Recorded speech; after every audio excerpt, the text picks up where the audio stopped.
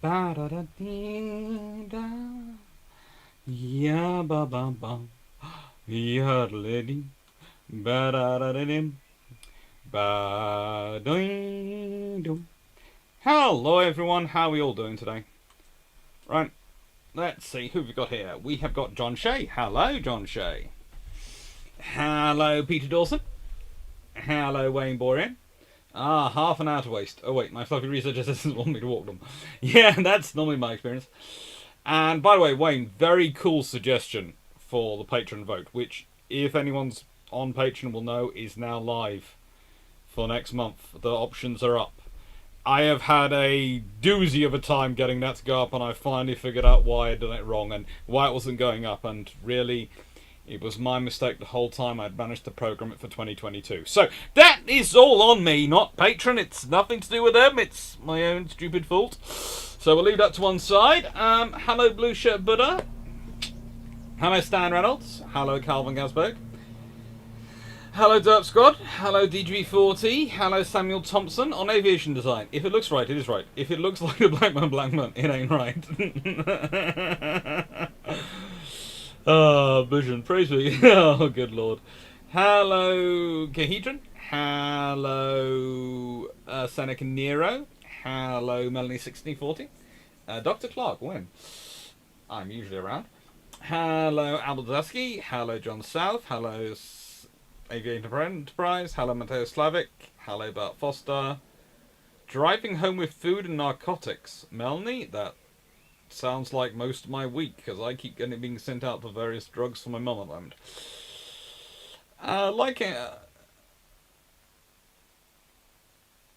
Like it, Jaman? Hello?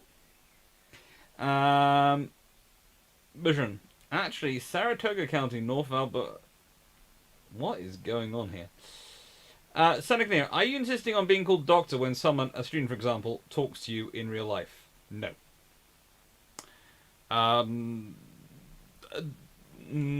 There are appropriate occasions when calling me doctor is what you do. Usually when students first meet me, they're introduced as Dr. Alex Clark, and some of them will call me Doc. That's what they do, but most of them call me Alex. That's usually how it is. I put myself Dr. Alex Clark when I set up the Google, and I'm not going to change it now when I'm going to set up the YouTube, etc., because that's my professional identity. So that's the thing. When people are looking for my journal articles, when people are looking for anything, I'm Dr. Alexander Clark. So that's what I am. Because it just links it all together. We'll call it branding. It's kind of like Drac NFL is everything. Mine is Dr. Alexander Clark, because this is work life and fun life. And this, by the way, behind me is the pile of books. I've just realised you can see them, which are going into the book reviews, the one a day. As you can see, I've got a few weeks stacked up, a whole load of new books here. Some nice ones. They're going to be fun. There is a certain Italian battleship book right at the bottom. Hello, Catty Face. Does that mean you're becoming a mum's dealer? No. It just means I've become the runner who goes down to Boots Pharmacy.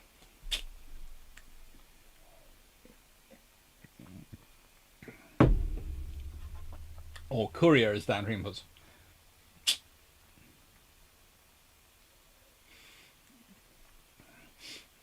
Hello, Felix B. Hello, Tien Wong. And yeah. So, how are we all doing? For starters, after I finish off milk, I have managed to source some iron brew. However, this. Sam Thompson, I did not attend 10 years of Evil Business School to be called Mr. Thank you very much.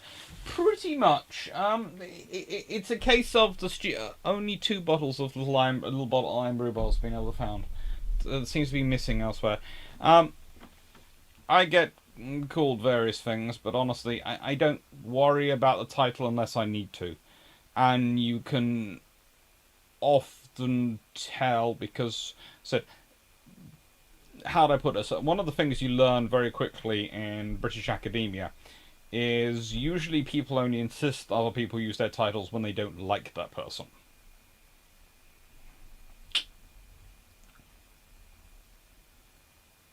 9640, but we don't have Dr. S. Clark, Blackburn alters yet.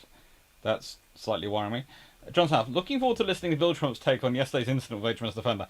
Yes, I have a feeling that's going to be coming up this week. I'm not sure if Drax's going to be there. I think he's off at Chalk Valley History Festival. So if anyone happens to be going to Chalk Valley History Festival, you will track him down there.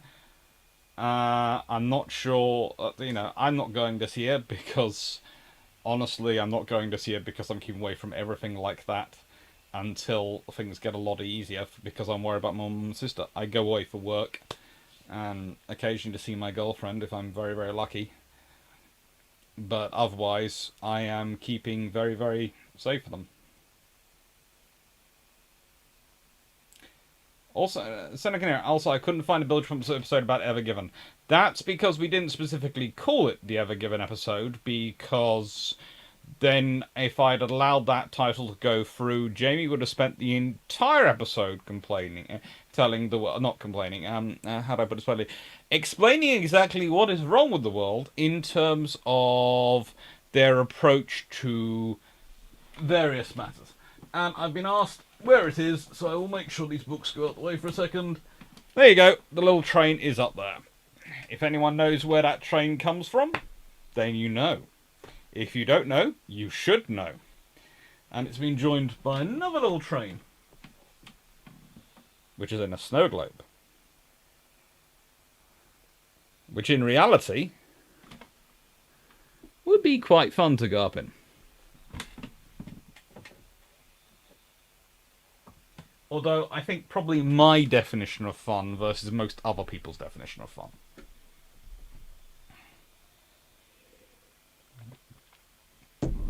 I've had both my shots, but so have my mum and sister, but we've been told to still be very, very careful of them.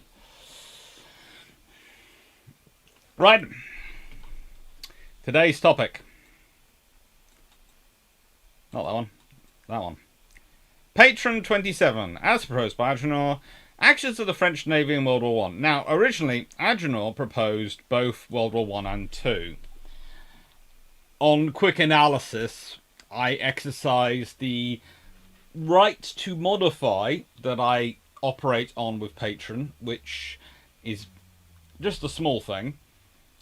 And I modified it down to World War I, because I quickly realised that no matter how much I tried, getting the entirety of World War I and World War II, and probably the interwar years, to try and explain a huge chunk of why it turns out the way it does in World War II, into one 3-hour live would be impossible. There is going to be a good 10 minutes, possibly 20 minutes, on the French Chief of Staffs alone. And don't get me started on the Minister de Marine that becomes the Admiral in charge of the first Naval Army. Or Army Naval, depending on who you're talking to. Hello, Mike Stoffco. Hello, John South. Okay. Anyway, I'm going to finish off my milk, and then I'll open my own brew.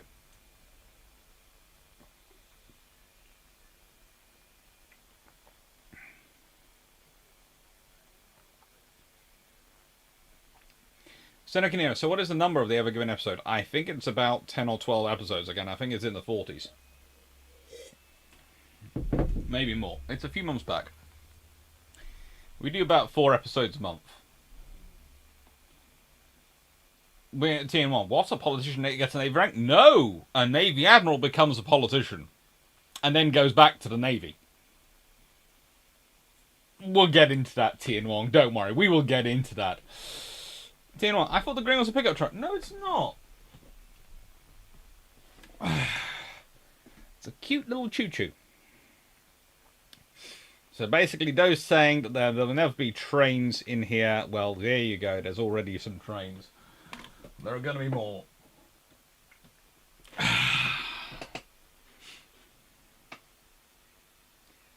Shermack. Oh god, they actually call it a Navy Army. Yep, they don't call it a fleet, they call it a Navy Army.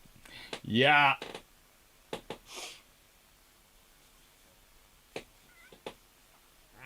Don't get me started.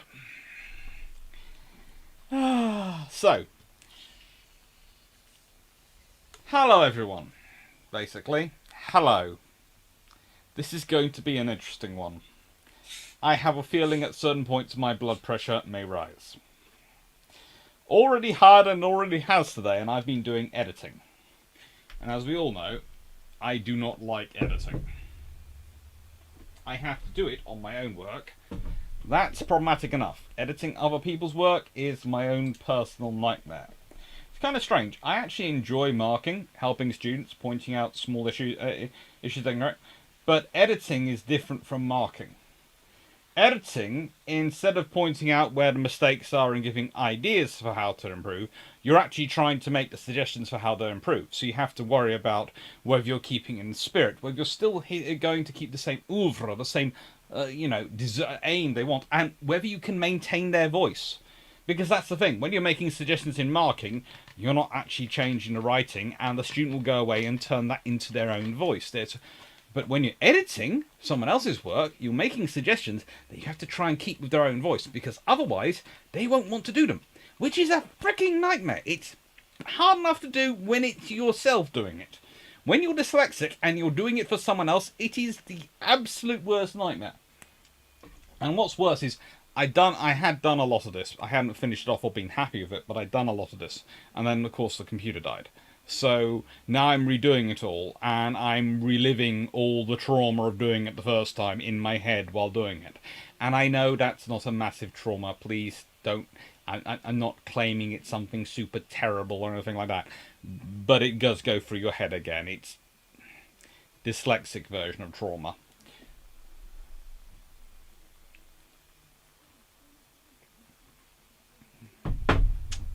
Dean Wong, I thought the French Navy called the Marine Nationale. They do. But they call their fleets Army Naval. We will get into this. We will get into this. I'll be crying over this in a few minutes.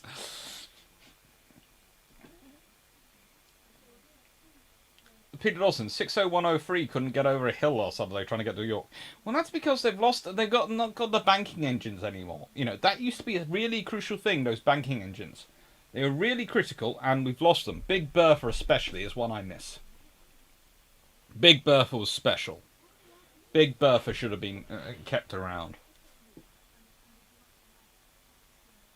Sure. Hi, I came in at Navy Army. All I can imagine is open water. In Britain, you have had naval and military officers who are also Lords and MPs in House of Commons. Yes, we have. We have. So, its mission. I have used a picture of the British Empire and the French Empire to roughly explain the difference between the two. The British Empire, as you can see, is pretty much worldwide. Massive. The French Empire is mostly desert, and mostly in Africa. And I was going to try and write my own, but frankly, I found this one and it was summed up better than I could, so I put a link down below to the actual article in the actual description because it's really cool. Most important role was to concentrate the battle fleet in preparation for conflict, either with Italy and Austria-Hungary combined, or with the latter alone. The Italian decision for neutrality in 1914, and then for war against Austria-Hungary, made this task a little bit easier. The Army Naval was deployed to counter any excursion out of the Adriatic by the Habsburg fleet. The Army insisted on immediate naval protection for the transfer of the 3 divisions of the 19th Corps in North Africa to France, where they would join the other 40 active divisions in a war against Germany. Again, this task was made easier by the Italian decision to remain neutral for the time being. The third anticipated task was the protection of French commerce and colonies with cruiser forces against German surface raiders. This task was largely accomplished by the Royal Navy in 1914. We've been over this one before. Additional unforeseen tasks were provision of substantial force in the Eastern Mediterranean, Dardanelles, Salonika and Levant, protection of channel ports and coast after German military success in 1914, and the German U-boat campaign.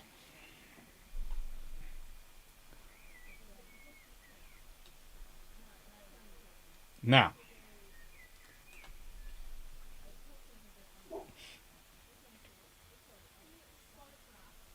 how do I put this politely?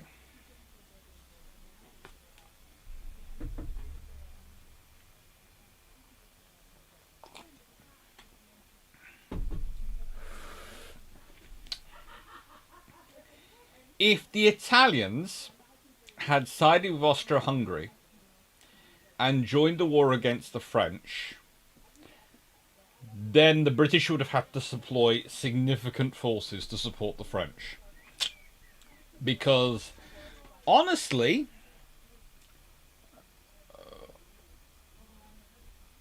the Tegenovs and the various Italian dreadnoughts would have wiped out the French Navy. It wouldn't have even been pretty.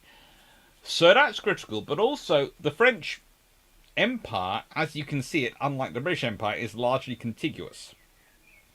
British Empire at this point is missing whole sections which are painted red up there because that's from Britain's extent when it's in the 1920s. In the 1914, it doesn't have Tanganyika, it doesn't have various in German colonies it will take, and doesn't have various sections of the Middle East that'll get off the Ottoman Empire. The same with France and the various sections of the Middle East. You know, you don't have these bits. But the British do have, and the French do have, some things in common in terms of their fleet needs, but a very big difference in terms of their operational capabilities and mission. Jim Chrisham, thank you for that. And thank you to everyone who does do super chats. Thank you to everyone who's a patron. Thank you to everyone who's joined the channel. It's very, very kind of you. I do realize I set up the joining the channel function because there were some people who wanted to donate money regularly but didn't want to do it through Patreon. And I wasn't quite sure what to do, but I set it at sort of roughly the lowest level they would allow me to set one setting. And it seems to be more popular than I thought it was going to be.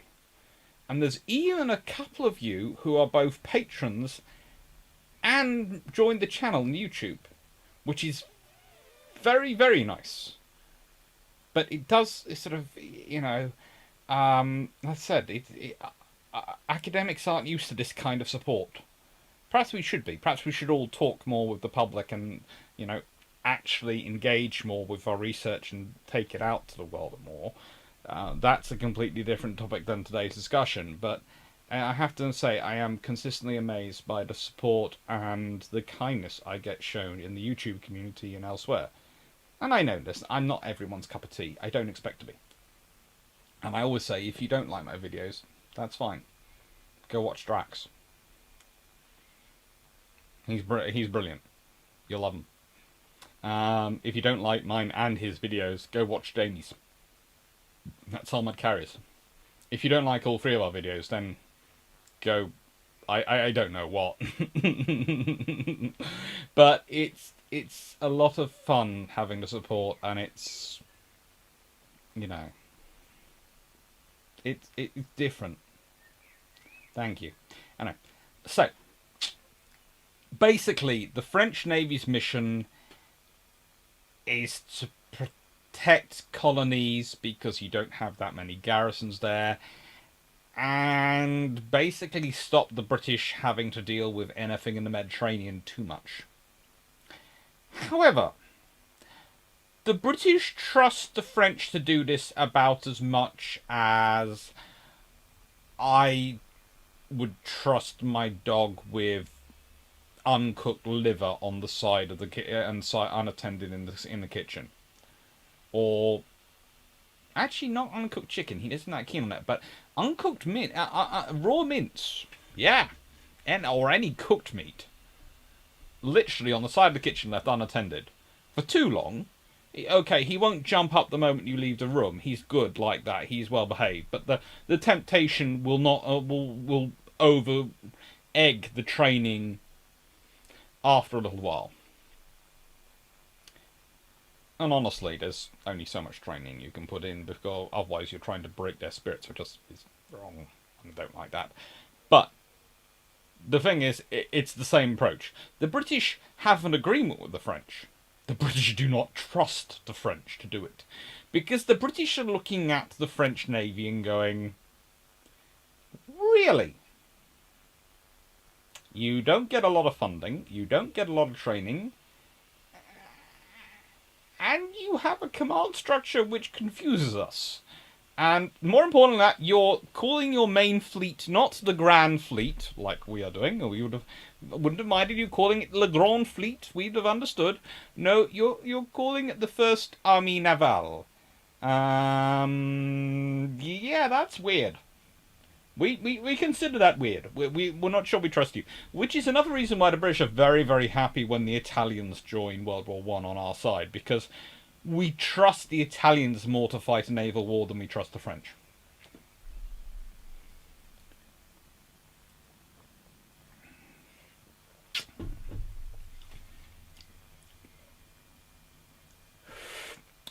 In case someone is wondering, does YouTube or Patreon take a higher cut on the money given for Iron Brain books? How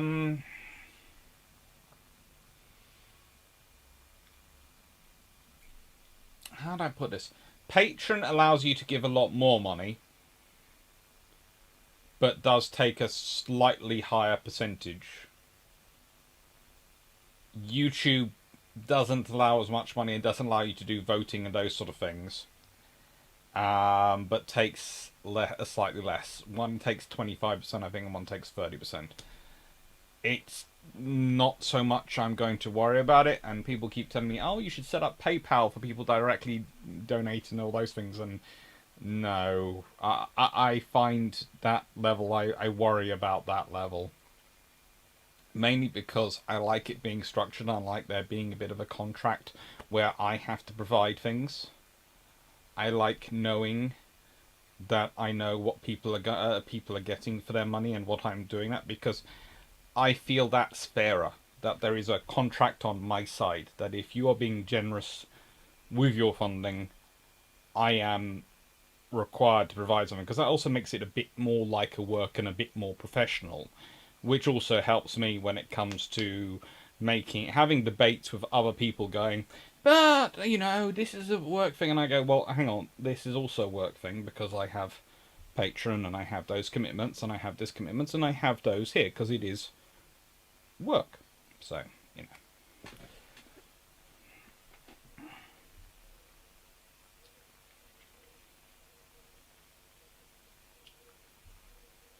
John South, if you don't like all their videos, maybe you don't like naval history.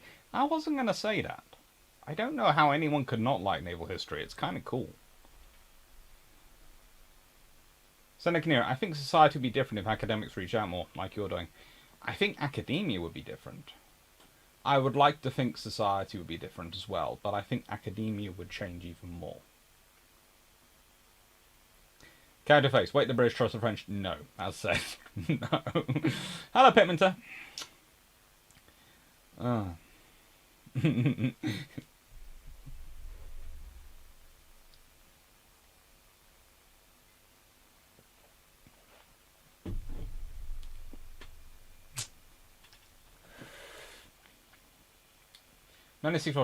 I've left my cat sitting on a counter 50 centimeters from a freshly seasoned steak when I left the room.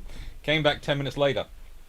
He didn't touch the steak. You're very, very lucky. Mine would have made it to the 5-minute mark. I have that much faith.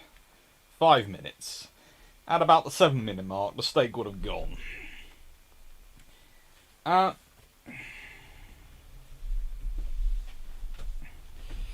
Steve Winners. Seneca, that would presume that there were enough folks willing to listen to anyone or anything except propaganda supporting their favourite political belief. The thing is, Steve, as I often find, if you're prepared to use the right language and you're prepared to talk to people, people are prepared to listen. It's when you try and shout at people or try and lecture them or tell them they're wrong without starting... Don't start from a place where you're saying you're wrong. Start from a place of saying, right, these are the facts. Let's work through them together. And I'll show you my working, and then I'd like you to show me your working, and we talk it through. That's actually how a good academic and a good historical debate goes. When it doesn't go like that, usually you're dealing with someone who can't actually back up what they're saying.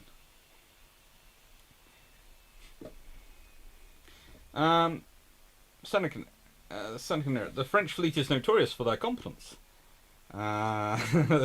Richard Otter, I think some of the British monstrosities is also due to the French Brits taking French ships for centuries.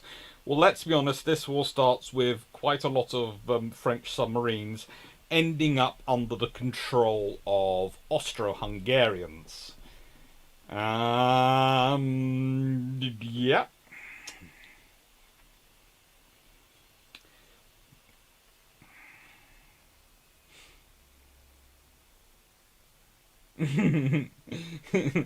Seneca Schirmack, a French. The first naval army is our main force. By the way, we are a super competent navy. British. Sure, why don't you guard the corner? It's very important.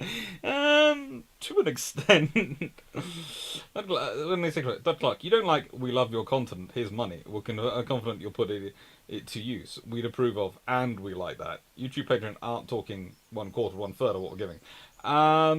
No. Basically, I think Patreon takes up to 30%, but that includes stuff which is things for like the various merchandise, etc. they send out. So it depends on what level patron you are, what level of merchandise you have, and those sort of things. YouTube, my sneaking suspicion, based on it, but their accounts are slightly more opaque, but interesting to work out. And I have watched several videos trying to figure this out. I think is about 25%. But also you have to remember YouTube of overall, but that's because YouTube make their money based off the advertising space they sell, which is why the likes and the logarithms and the shares are so important in YouTube. And why the more you do share and like things, the more they share and promote them, because that's how they make the most of their money.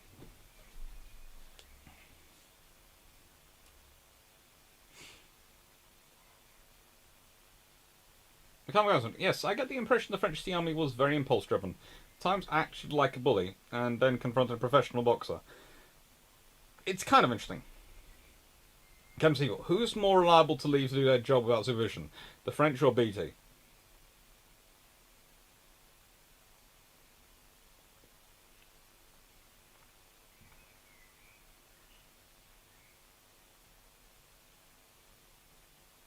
Pass the Italians.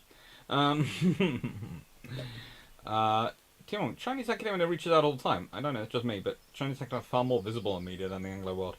It depends on the academics in my experience with the Chinese. Some are very good at visibility, others not. Vision, academics are all over CNN and New York Times, and talking as an analyst.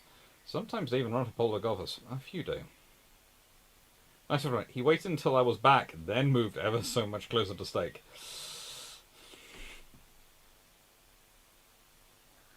That's good. Sure, and about all those French subs being adopted by the Austrians, they were good submarines. They were some of their newest. Sometimes, my understanding is that military history is considered a marginal field of historical research. The public is very interested, but the academy is not. Why? I never have any idea why. I honestly don't. And that possibly comes from having been in King's College London War Studies Department and experienced other similar departments, in that those departments get a lot of students and therefore get a lot of research funding.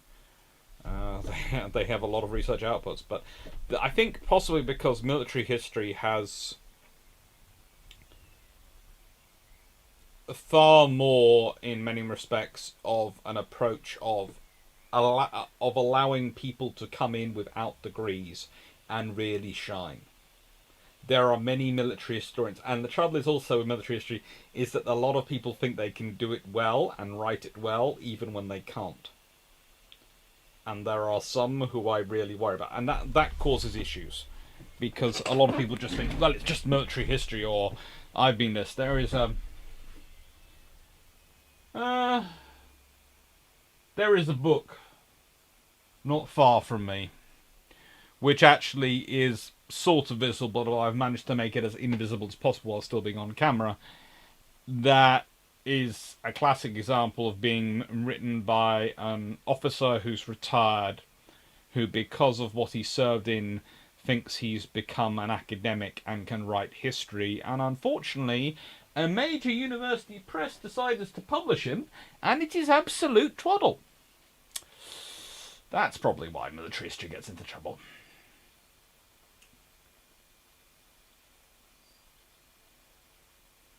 Seneca, why can't the French keep their naval assets under their control? They're very generous. They are very generous. They like to share the wealth. That's good. The French didn't trust the French, hence no politicians having the clear authority to order any military unit to do anything. That's World War II. In World War One, it's weirder.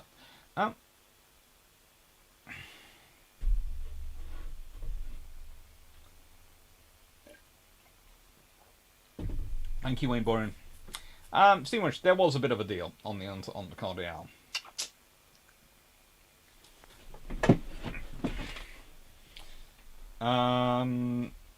Tien Wong, I would challenge you to walk with Andrew Lambert sometimes. Walking down the street with Andrew Lambert can be very interesting. Seneca, the History Channel did a number on the academic view of the military history. The History Channel does a number on many things. Pete Dawson, I have a margin French jurist called Pierre de Fermat. Oh, good luck. Right, so. Bam. Bam. So. France, where are they mainly based? Well, this isn't World War II where they have well-developed bases outside of France. They do sort of have bases outside of France, and they do sort of use them, but for most of this campaign, these operations in World War One, they're not really the bases that matter. On a positive side, a battle fleet, the Armée Naval, had been created and was concentrated in the Mediterranean. Again, this is from the Naval History Net.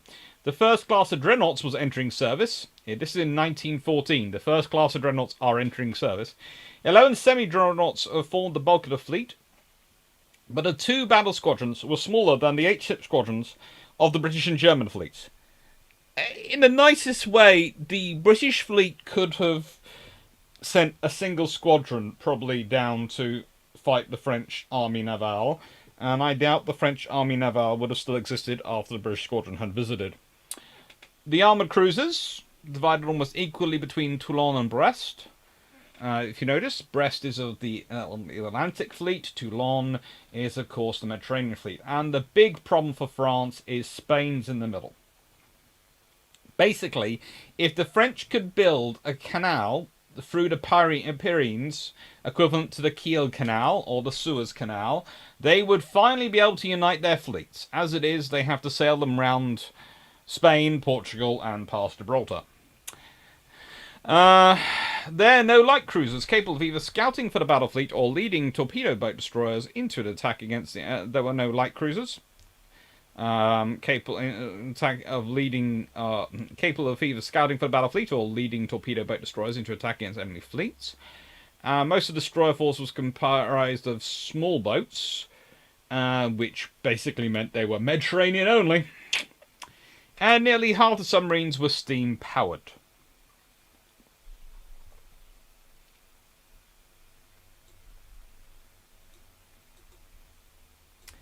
You read that right. Nearly half the submarines were steam-powered, and I'm not talking steam-powered in terms of the fast steam-powered, as the British were building. I'm talking steam-powered as in, oh my god, is that thing on fire? What's happened to it now?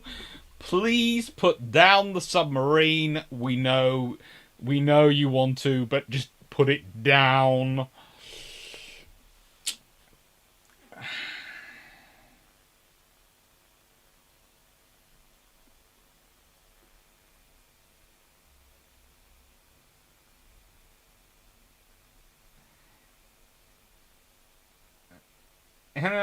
Heronis Napalm 5 in a D&D game mode, but watch out though. Good luck. Dianong, interesting. Thank you. I never heard of Burns. I know Lambert. Yeah, there are a few academics who are seriously, disturbingly a few academics. Alice Roberts does fairly well. As does Neil Oliver, depending on where he is.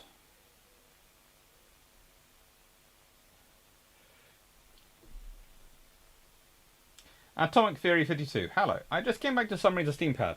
Are they just lighting a fire inside the hull and making steam from outside waters? No, but we won't go there.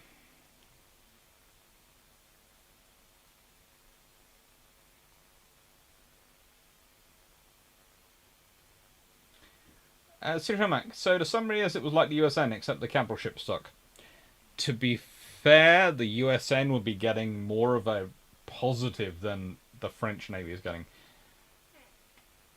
Team winners. Germans had a big lead in diesel technology World War I. That's certainly what the vast majority of history books will try and tell you. But honestly, I would say British and German submarines were about equal in World War One. In fact, I would almost suggest the British ones were slightly better because the British welding techniques were fairly advanced compared to their German counterparts.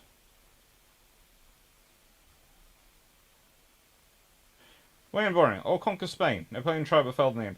No, conquering Spain still doesn't help. There's still a huge bit of land between your fleets. You still need to build that canal. If you could build that canal across the Pyrenees, just this bit, you know, just up here. That's not really any help. That's help. That bit. You could actually combine fleets.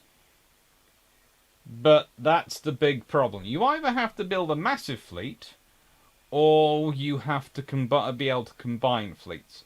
The British deal with the fact of the problems of them being an island quite well, because for Britain that's an advantage. The fleets can always go round and come from two directions, either direction, to join up, so they can make it. Although having a canal across Britain about level with, I don't know, the English-Scottish border or Hadrian's Wall would probably help speed things up tremendously, but they don't do that.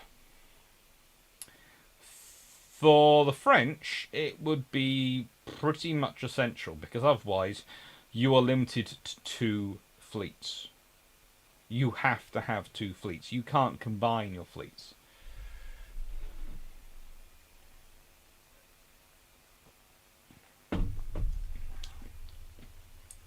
I think it wasn't until mid-20s so the horsepower to weight ratio of the Allies powers caught up.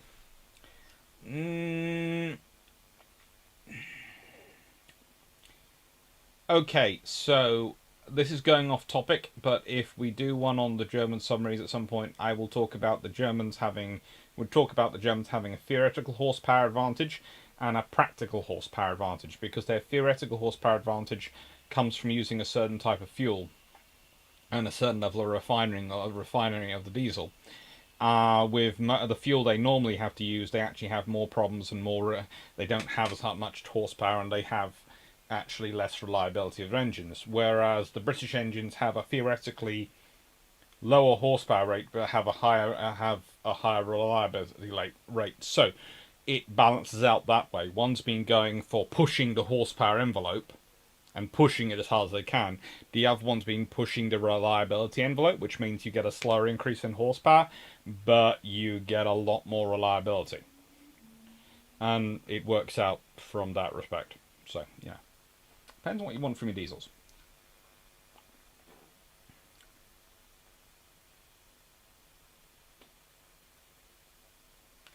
So to speak, well, there is a canal there, but only to the Frescent gauge, 40 meters or so.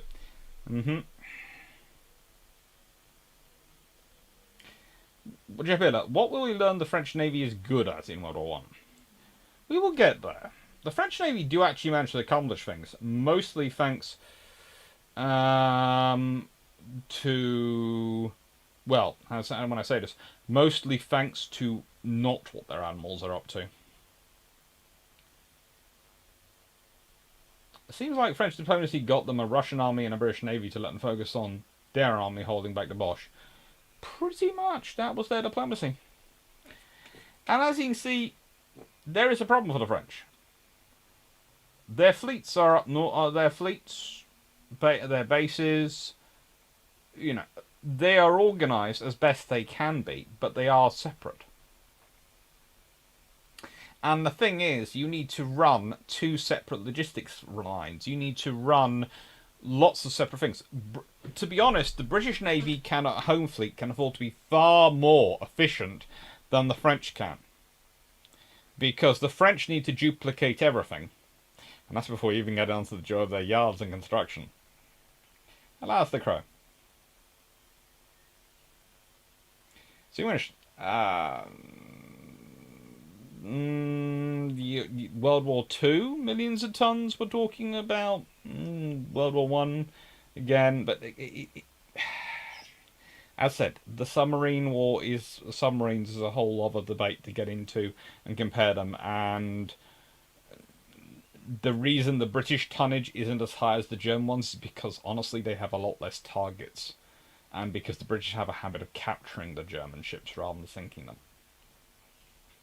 It's a different operational strategy and different thing.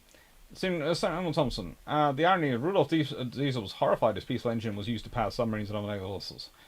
It did a lot.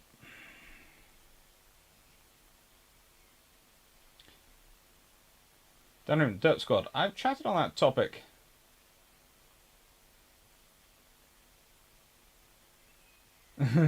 With Dr. Clark in private, and don't want him again on the record to comment. I think, yeah, I am avoiding that question. There's a problem with the French. There are lots of them. France doesn't have a problem that's different from the US Navy, even with the Panama Canal. Once you have the Panama Canal, you make things a lot easier for the US Navy.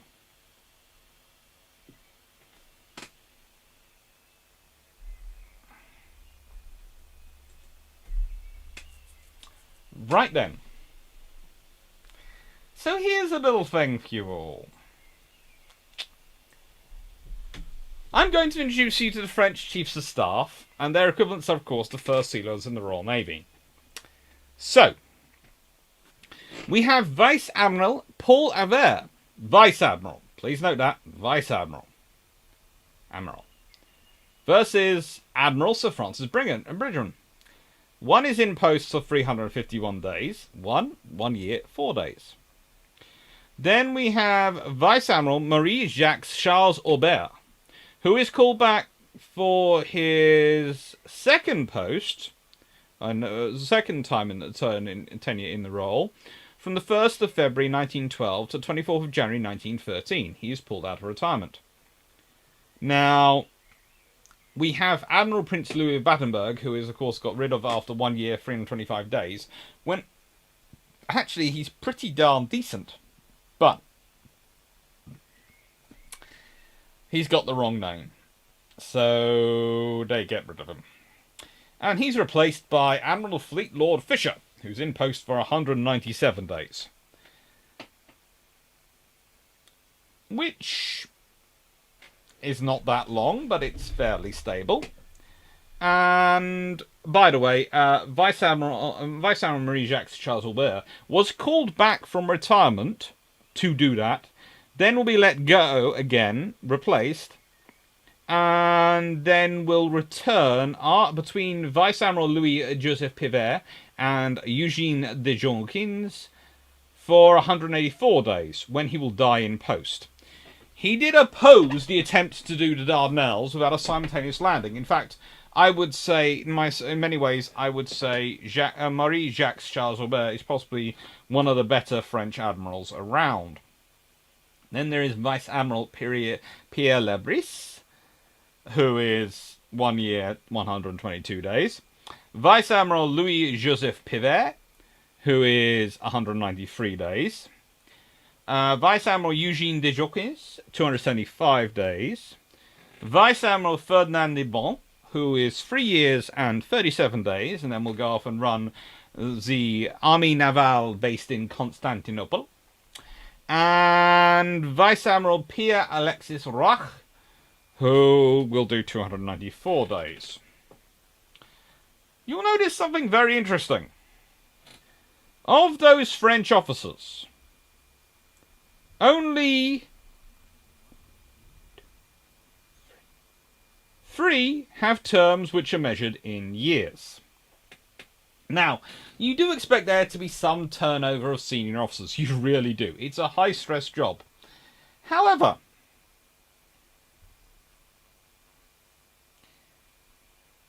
in contrast, barring one, all the British officers make it to at least a year. Most of them make it well into a year. The ones which don't, there's usually a reason as they have been called away. The French ones, usually it's because they've just managed to piss off the wrong politician.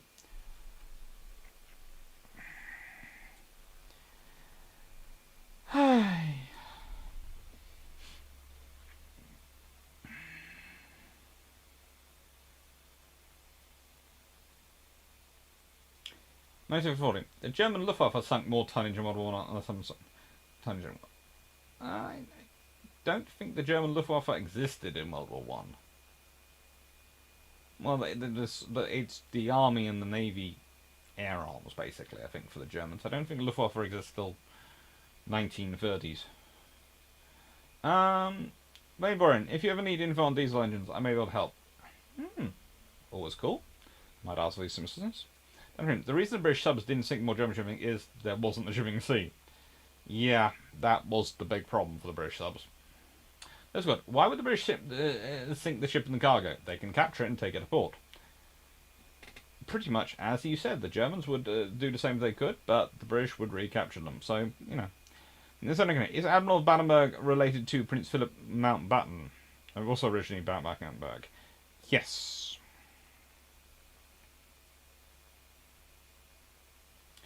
Who doesn't? Are you implying the Royal Navy starved targets? After 1914, they pretty much were. They were complaining. They were sending notes to the Germans going, please come out to sea. We haven't got anything of yours we can shoot or capture. Where are all your merchant ships? They're all hiding in harbour. This is unfair. Alzowski, I'd say one of those First Sea Lords lasted way too long. Yes, I agree. There was one down the bottom who lasted way, way too long.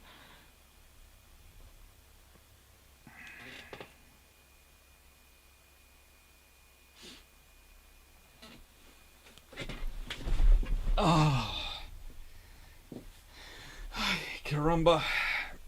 But it happens. It's also always quite fun when you introduce people to the fact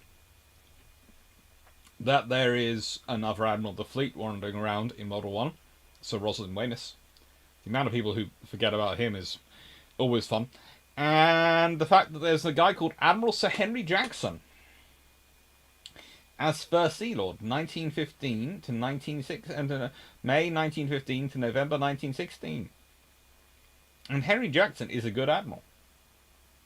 Sometimes the French Admiralty turnover compared to King and Nimitz in World War II. Good thing King was not the type to irritate politicians. The thing is, when you look at compare this to World War II, you have Pound, and then you have Cunningham. You have there are lots of naval officers. It's far more stability. And one of the things you learn very quickly is if you're fighting a long war, you need stability. If we consider that, during the same time, Jellicoe is Admiral of the Grand Fleet for a large chunk of that. Jellicoe is Admiral of the Grand Fleet.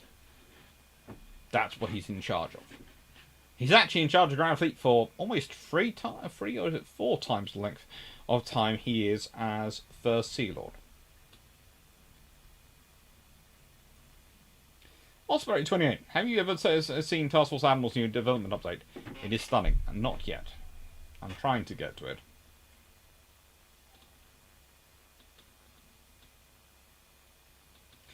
No, Dr. Clark, that was UWAFA, not Luftwaffe. Nice early dough buggy order, correct. Okay.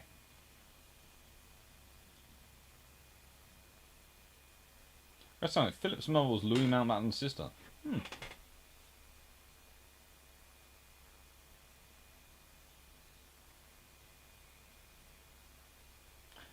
That's good. That also the British would see them going either through the Channel, the going around Shetland, or would lead them into blockade and probably fuel issues. And the British had many plans for getting back ships if the Germans captured them. There were several destroyers who were disappointed they didn't have the chance to put those plans into actual action. So, how do I explain this about the French admirals? How do I explain it politely about the French admirals? They're nuts. They are, in some respects, very good. I've got, as I said, Aubert is very good, but they're also, they have to be almost constantly dealing with various issues from their government. It's kind of like, I have to admit, it's like watching the British Army at the moment, where the British Army simultaneously is releasing statements saying we are one of the strongest, most amazing armies in the world, and at the same time, everyone's looking at their various procurement programs and going, what are you taking? Is it good? Should we try it? Because the British Army does have brilliant soldiers in it.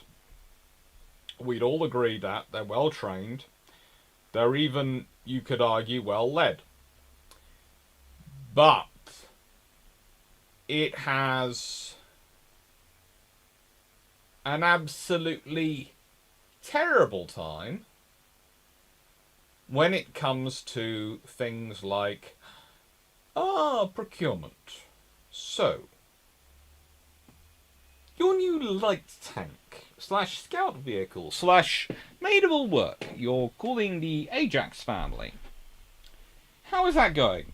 Well, currently it rattles around so much it breaks people in half if it drives above a certain speed limit, and it can't fire for a toffee because that same vibration throws off even the most advanced stabilization system we could possibly fit in it. Why is this? Because what we did was we decided we would make the CV90, but without it being the CV90, because we didn't want to buy from BAE. So we went and bought another vehicle, which wasn't designed for that weight perimeter, loaded it up with everything you needed to make it into a CV90 clone, and then somehow found it didn't work. And what are we going to need to do to fix it? Well, we're either going to need to hand it over BAE to completely rework it, i.e. fit the CV90 suspension system, or, this is more fun, we're going to have to end up buying CV90s. Those are your options. I can tell you which is the cheaper option. I can also tell you which is the option the British Army will end up probably going for. But leaving that to one side, this is the same problem the French admirals are in. They keep having to pretend that the French Navy is amazing. It's the equivalent of the Italians. It's able to take on the Italian and the Austro-Hungarians at the same time. No. No circumstances. No. The Italians and the Austro-Hungarians both actually have as many dreadnoughts as the French do, and their dreadnoughts are better than the French ones. They have more than enough pre-dreadnoughts, but honestly, we've seen what happens to pre-dreadnoughts in a fight with dreadnoughts. It's not pretty, so that doesn't matter. If the Austro-Hungarians and Italians had combined, had decided that they were less interested in fighting each other and more interested in beating up the French would have been in a lot of trouble. And that's before we get on to the French army would have had to be dealing with defending their border against the Italians, which would provide a whole new generation of mountain warfare, and probably would have provided the Swiss with even more of a nightmare, because they'd be sitting there going, there is a war on that side, there is a war on that side. We're going to stick a lot of explosives in various bridges here, and a lot of troops on the border. So, right, so you're then left with two particular admirals who are worthwhile talking about. And you've got Vice Admiral Louis Joseph Prévert, who basically gets to the point where his naval minister keeps going, no, I'm oscillating between, no, we should rely on the British, or no, we can't send any ships because they'll just get killed by the Germans, so we shouldn't do anything. So sends out messages to various officers, i.e. Contra-Admiral Rear of the 2nd Light Squadron, who's actually on the Atlantic coast, set sail immediately and defend by arms the passage of the German war fleet everywhere except English territorial waters, i.e. go to the Channel and secure our side of the Channel. Which is pretty useful, because basically he gets co-opted into the British Channel formation, and the British go, yeah, we've got some French light ships along here. Cool. Can you do anything? Well, at the moment we're bobbing up and down in the water because we're all so small, but we're gonna do our best. We're gonna do our best. And the British are going, "You are actually making us seasick. You're bobbing up so much, up and down so much. Please go into shallower water. Okay, just move into the calmer water. You're giving us seasick or motion sickness with your movements." And then writing to La Pierre. Born de Paix, the first Army Naval, i.e. the Mediterranean Fleet, Goeben and Breslau arrived in Brinzi on the night of August the 31st to the 1st. Set sail, and if hostilities have started, stop them! The Council of Ministers have also decided special transport of troops is done by isolated ships, War Department accepting responsibility, i.e. no convoys.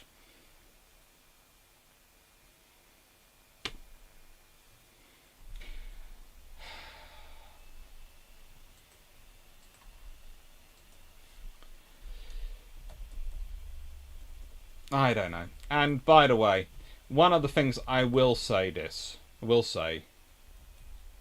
is that the English language Wikipedia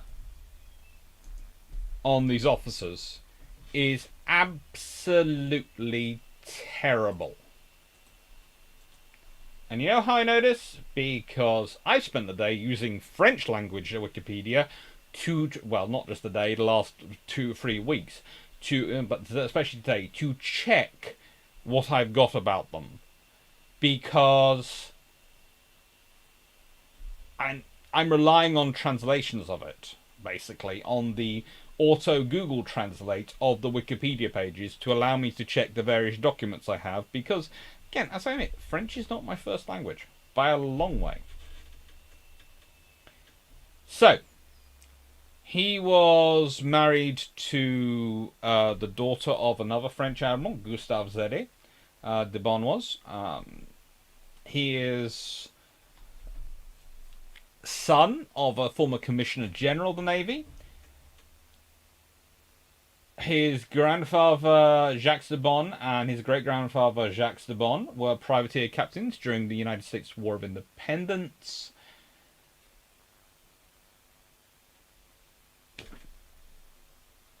This gentleman runs the French Navy for 3 years in the middle of World War One, and he has less written about him than some of the most idiotic officers in the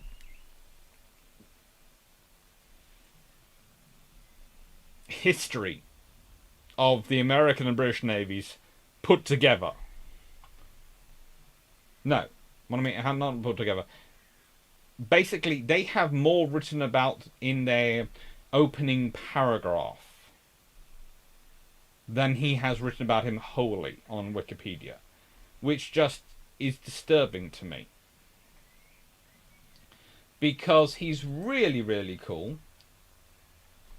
And one of the things he has is, of course, a Legion d'Honneur. He gets all sorts of awards. The Bon is critical to naval strategy during World War One, especially some of the anti-submarine warfare the French Navy gets up to. But I would also point out that the French Navy is so good at anti-submarine warfare in the Mediterranean that not only do the British use it and making sure the Italians are involved, and the French capture a lot of Greek ships for it, but they also call the Japanese in. So that's how excellent the anti-submarine warfare capabilities of the French Navy is in World War One. Though I'm not claiming the Royal Navy's was any better at that point.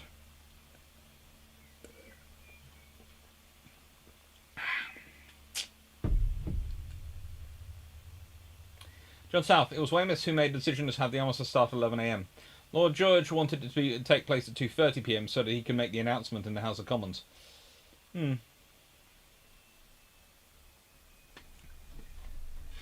Number 640, they're French. Why are you being concerned with being politically correct and nice? Mainly because there is so little information produced about some of these officers. I don't want to damn them when they actually don't deserve it. It could be there is one big idiot in there, and the rest are actually quite good. So in Thompson, Now curious about Austro-Hungarian naval leadership, since they were the primary threat to the French naval admirals. Any info on those admirals? There's actually more about the Austro-Hungarian admirals than there is about the French Navy ones. And I have a very good opinion of the Austro-Hungarian ones.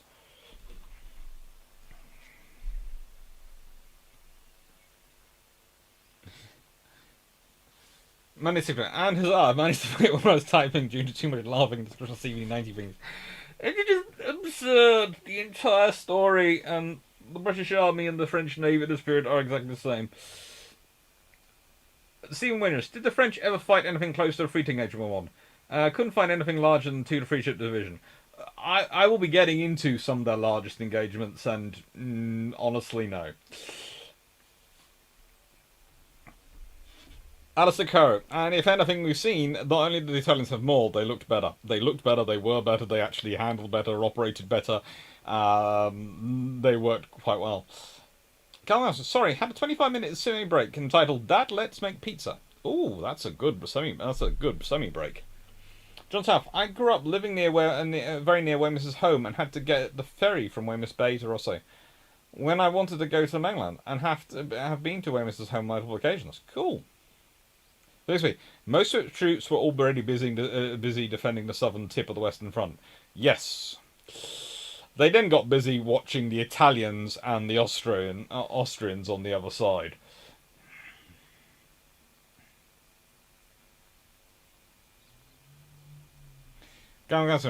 Reese Wilson, war here, war there, and a bunch of Habsburg archdukes still want to take their ski holiday here. Of course. In the Senecan era, were the light ships really that bad? We'll get into them in a second. John Shane, how many chemical support has the French Navy High Command shipyards had before World War I? A lot, considering some of their ships. Except for the Bond, but not by much. Peter Dawson, what do you know about Raymond Poincaré? The one I'm thinking of, I get to him. To be fair, the French had no choice but concentrate everything they had on the land war. It was pretty desperate for 3.5 years. I agree, but the thing is, the French Navy they've been building for the past 20 years. So, whilst they do have to concentrate on the land war, and I do agree when the war breaks out, they could have prepared the Navy a little bit better in peacetime, and, I don't know, a little bit more consistently. Frankly, some of the stuff is down to the Jeu Nicole, but we'll get to that in a bit. So, this is Vice Admiral Ferdinand de Bon, and frankly, he is, as I said, one of the better admirals and one of the most amazing naval officers in the world, if you consider he managed to stay in post for that long. If we go back to the thing again, de Bon was in post for 3 years and 37 days.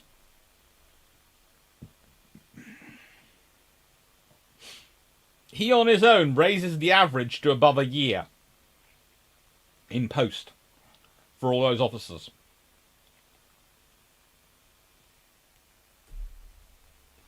He does. Kevin Seaforth, how many of the French Navy problems were its own fault rather than politicians above them? At a certain point, it does get to about 50-50, because as much as it's French, in the nicest way, if the French Navy doesn't admit it's up the creek without a paddle, then there isn't much the politicians are going to be motivated to do. And that's half the problem. The French Navy keep jumping from a cool idea to cool idea, and don't really follow through on anything.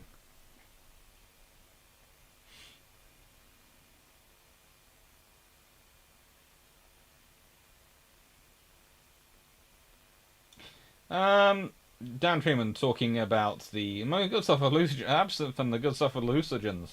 Drac on French pre-dreadnoughts. Oh, are we doing those one day? I thought it was fun crucifying French dreadnoughts. You don't. Me on French pre-dreadnoughts is just cruel. It's basically a sport. Yeah. So, here are the politicians. And I could go higher than the ministers of marine. I could get to the president, but I wanted to especially concentrate on the Ministers of Marines because we have Vice Admiral Augustin Bourg de la Perriere, who will manage to get every ship which wasn't his flag, and which had ceased to be his flagship, damaged at some point or other. Minister of Marine from the 24th of July 1909 to the 27th of February 1911. So, yeah.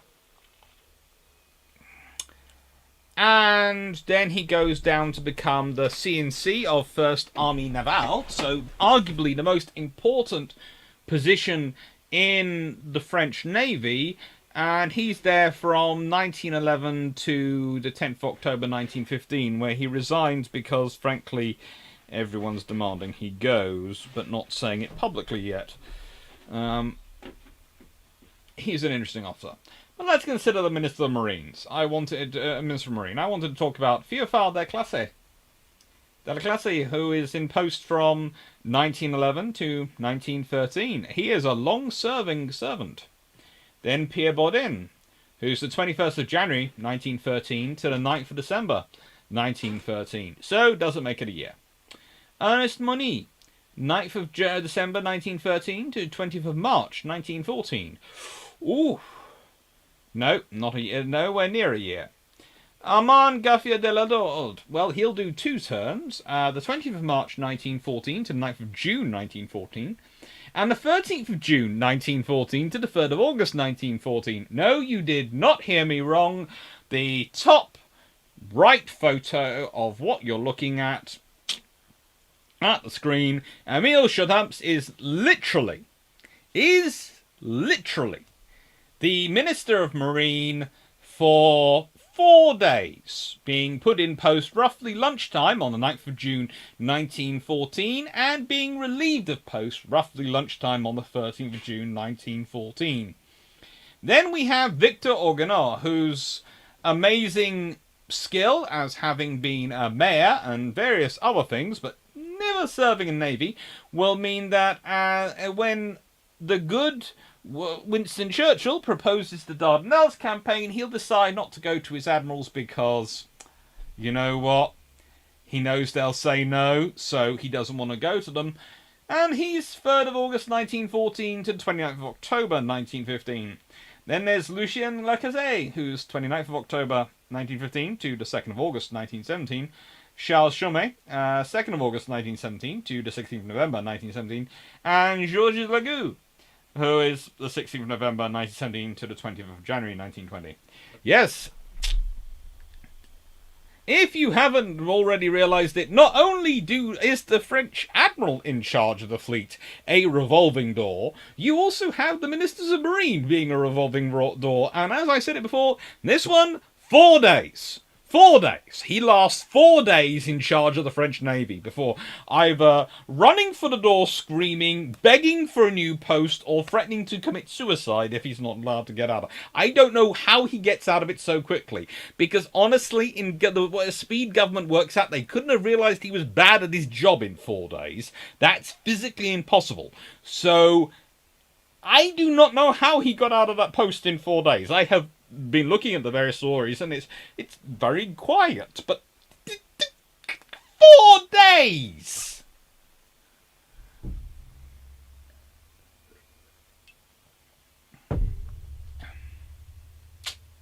May Dawson, Raymond was Prime Minister of France. Yes. Whatever good that does.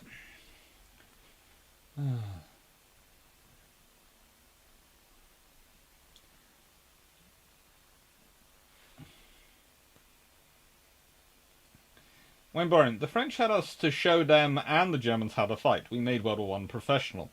And bloody. Look at the record of the Canadian troops on the front. The Canadians are very, very good soldiers.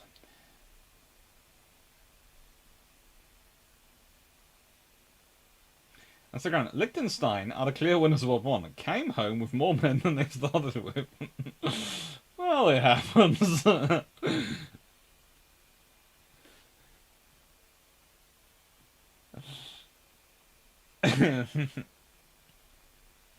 Senegnier, is the French Minister of the Marine like the German Minister of Defence, a nice place to park the rivals from everybody?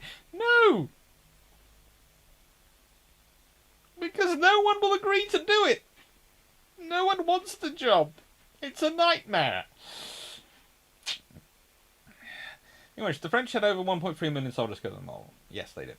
They lost a lot. But, as I said, we're discussing the French Navy today.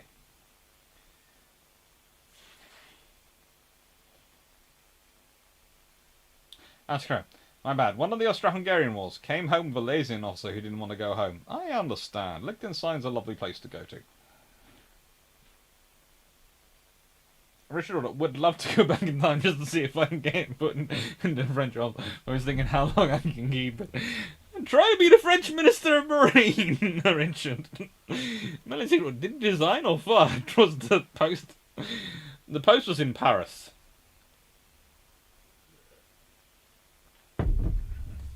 As you say, Melanie, it does sound. You know, it's almost like there is. My other theory is that Armand Gaffir de Lund wanted a holiday, and so went off for a long weekend. And while he was away, they just made someone else Minister of Marine. I have no idea. Oh, it's absurd. But this is the point I'm trying to make. When we start assessing the French Navy and their various contributions to World War One, we have to consider what kind of support they had. Yes, you have a problem back home, in that the French army is definitely going to be winning number one. You can understand that with the French geostrategic situation they're in, fighting World War One. You can understand the army getting first place. But you have no consistency of command. You have no ability to learn from your mistakes or your errors, to learn what are the problem companies, to learn what are the problem people, because you're not in post long enough to do. And let's be honest, let's say funding's reviewed on a 6-monthly or yearly basis, which most of the time it is, and projects are reviewed on a 6-monthly yearly basis. How are any of these ministers going to be the same minister when it comes up to the review? Or the same... See, basically, the reason why De Bon is so important is he's the only consistency in the department for 3 years. The French Navy gets better in that period because it isn't very difficult for it to get better when you have the same person responsible and actually watching what people are doing and going, excuse me, you said this at the previous meeting. What do you mean you've only got to that?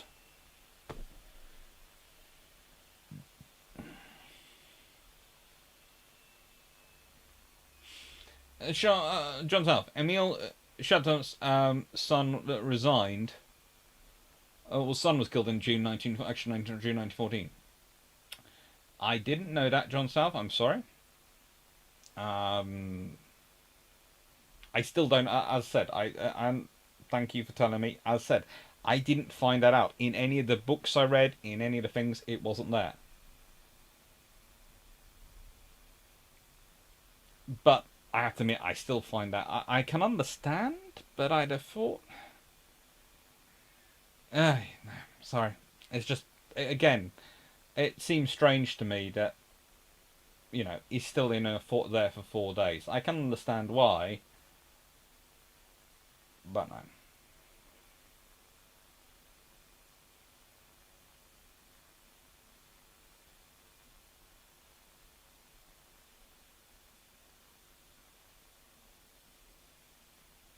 That's great. I'm looking at content. I discovered a family connection to Falcon's War. My old man repaired a telephone cable aboard HMS Sheffield when she was in Melbourne. Cool.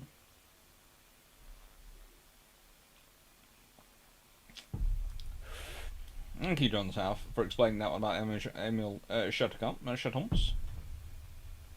But again, it's not anywhere, and I haven't found it.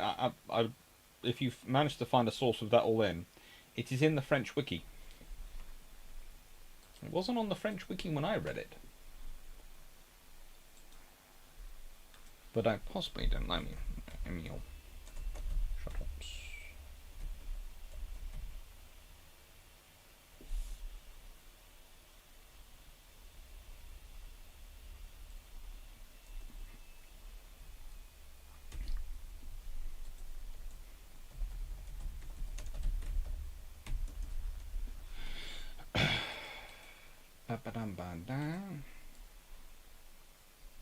No.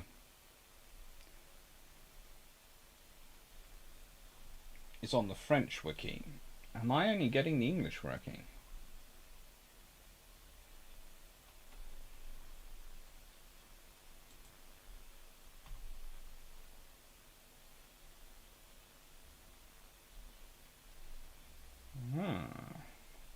You see, for some reason with him, I don't seem to get the French. I get a French wiki, but it is...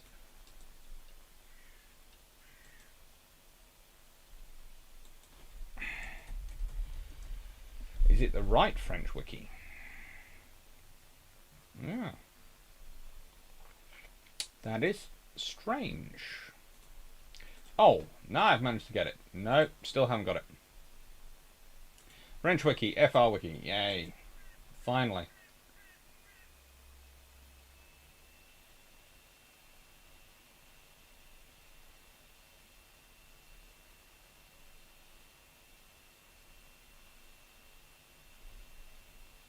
Oh yeah. Now I've got it. But for some reason it wasn't it's on, I've got it on FR wiki, French wiki, but I haven't on the wiki I was looking at, it didn't have it, which is also in, I don't know. This is the trouble of having to go to Wikipedia to back up things. And the thing was, I can't find enough about them in the books. They're honestly ignored in the books, and this was annoying me. Well, the English language ones. But thank you for that.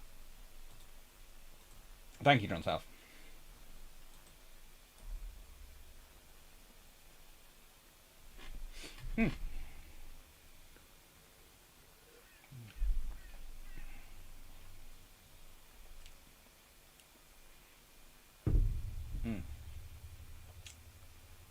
That's still better than some of the others, though, because some of the others do not have that reason.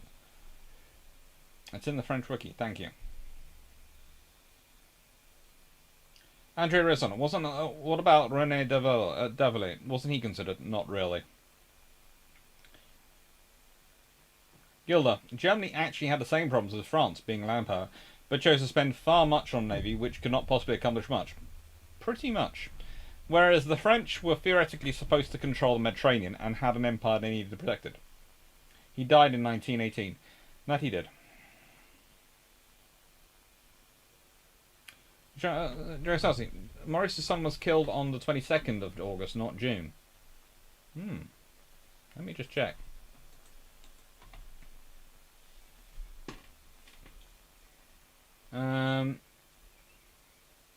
His second son, two of his sons, Felix and Camille, had a political career. His second son, Henry, was assassinated at Senegal in 1904. Felix heard different in 1915. A younger son, Maurice, had been killed in the first fights in the 1914 war. While another son, Pierre, died in 1915. Another son, Pierre, was seriously injured in the north in 1915. I'm not sure when Maurice was killed.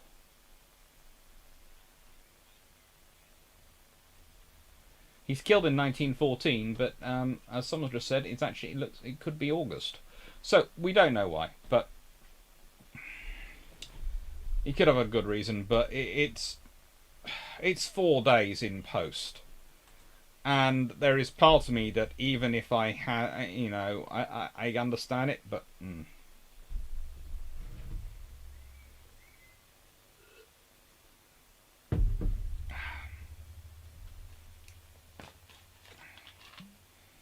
So the Germans did use the industrialization that came with all that shipbuilding, bolster their economy, and increase their general land war capability, so it wasn't a waste for them. And to be fair, the reason the Germans were doing it was... John South, oh yes, I was wrong. I cross-referenced with the French dates. He had already lost one son. Don't worry. Chateau's son Maurice was killed on the 22nd of August, to go south. So maybe it was... I don't know. It gives Maurice's dates. Ooh. Let's see. I will do this because I think it does deserve a little bit of investigation, and I had been trying to find it out anyway. Let's go to 4, which is it. Louis Maurice Stamps. Yes, translate. He was a sergeant and born on the died for France on the 22nd of August 1914. So yes, and I'll put the details for Maurice into the description.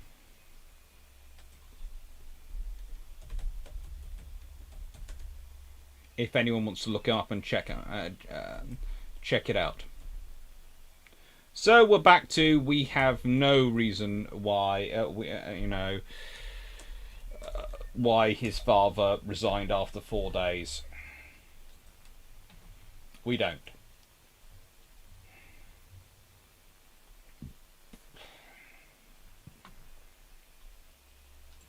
But will say, as said, I'm annoyed with English Wikipedia because I know it gets read a lot more than French Wikipedia for not having good details about these things.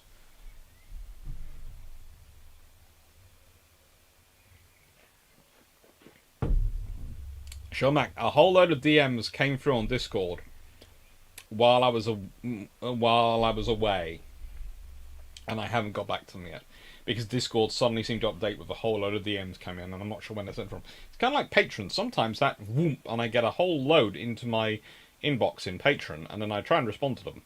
And when I'm doing that, I realise they've been sent for far earlier than I've actually received them.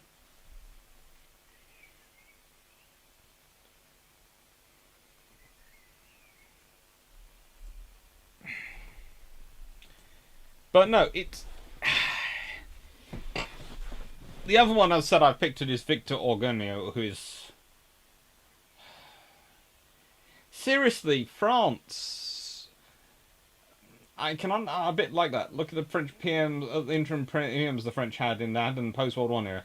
Some lasting only a week or so. Yes, I understand it, but it's problematic, okay? If you're building a ship, let's think about this. To build a ship is 2, 3, 4 years construction. If you have 3 ministers of marine, 4 admirals, or sort of in charge in that period, you're going to get a lot of confusion. I think he was involved in a battle in August. Looking at the particular example it gives, it's talking about him being killed by the enemy in Assine, France. I think he was killed in battle. He was a sergeant in the 31st Infantry Regiment.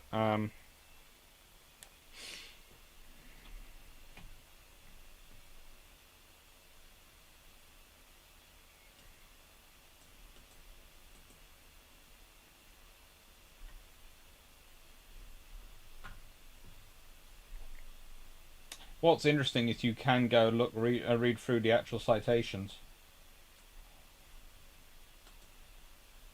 As said, the link is down below.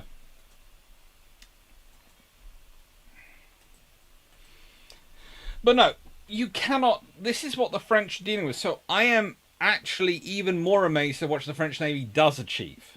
It doesn't achieve maybe some of the glories the Italians do or the Austro-Hungarians do. And certainly not what the French and the British and Germans managed to achieve. But he's good. But it's good what they do get there. You have to be like, the shipbuilding capacity situation for France is so dire they had to order destroyers from Japan.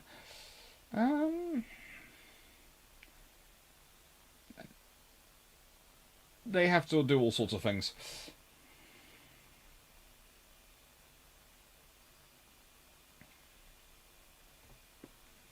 French army does lose a lot of people in World War I.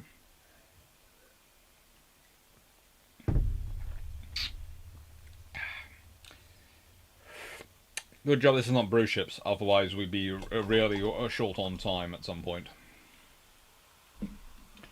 Although, currently, I haven't had lunch today. But I'm okay.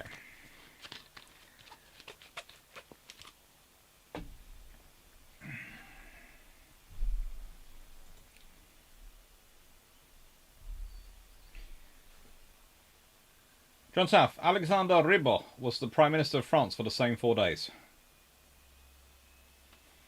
Let me check that one. Could well be that's the reason why, but I gave up with the Prime Ministers because they're also, they all come in with so many different things about the various issues.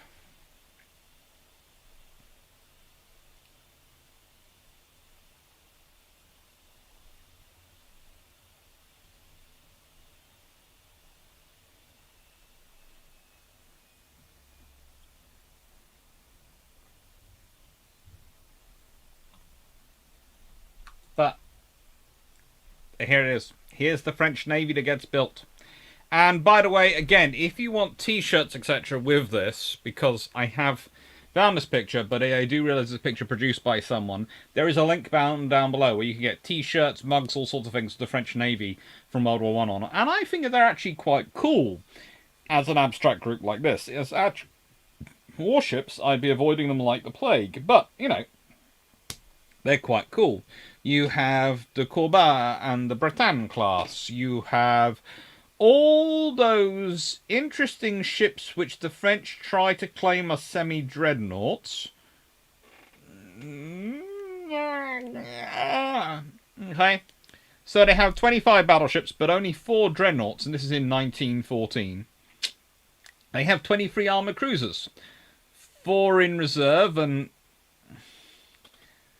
I've been polite. I've said, well, they were weird. Coastal battleships, which ended up becoming a sort of monitor, which were a product of the Jeune l'École. 6 torpedo cruisers. Really don't want to go into those, mainly because BT seems to take the idea and want to create a torpedo aircraft carrier post-World War I. Only BT. 88 destroyers. Now, there are figures ranging around from 84 to 86 and various other things.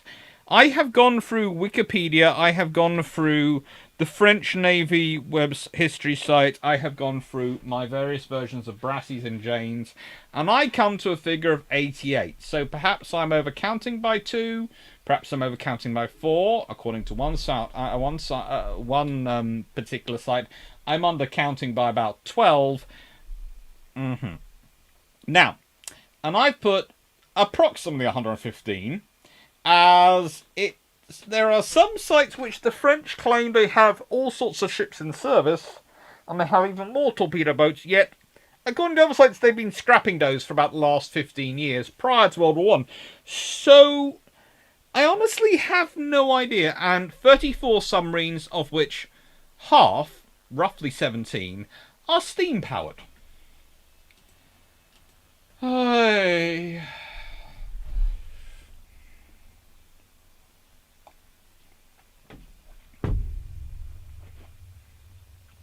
The French also ordered minesweepers from Thunder Bay, Ontario, Canada, 2 of which disappeared on Lake Siberia.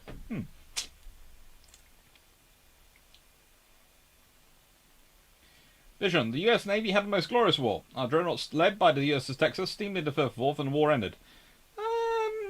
Not quite. They did actually get to do a few operations with the Grand Fleet. They got sent for a lot of gunnery practice. Don't take this the wrong way. The US Navy turned up. The British Royal Navy looked at one gunnery practice and said, can we give them to the Germans? We'll be safer. If they're aiming for us, they definitely won't hit us. Promptly, they were sent out to the gunnery ranges and told not to come back until they could hit the target. Vision. The French had some good armoured cruisers compared to their battleships. Some are good. Some are highly interesting. Medicine. What did the doctor say before? Warships, I'd be avoiding them and being like I'd be the plague. Like they'd had the plague. Pretty much any of the floating semi-dreadnought hotels which the French did. Several of their classes have a habit of blowing themselves up thanks to their boilers, okay? That one of big ships. That one, and that one all have an issue of self-igniting thanks to their boilers. Just be honest. The US cruiser was built in 1903. Yeah, they weren't exactly They were good ships up until about 1905. At that point, they ceased being good ships.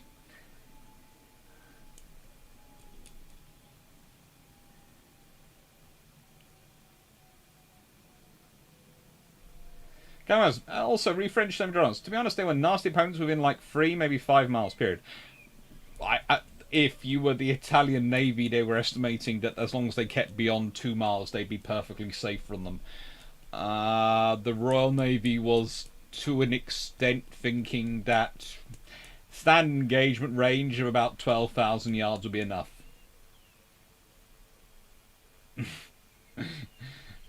Vision, it's really horribly sad when the Young National Marine finds out this first commission was actually scrapped 8 years earlier. Don't. Thank you for the super chat, Vision, but don't joke. There were actually a couple who had that problem. Money thinking about it. Please tell me that submarines have 4-cylinder triple expansion engines. Some of them have compound engines.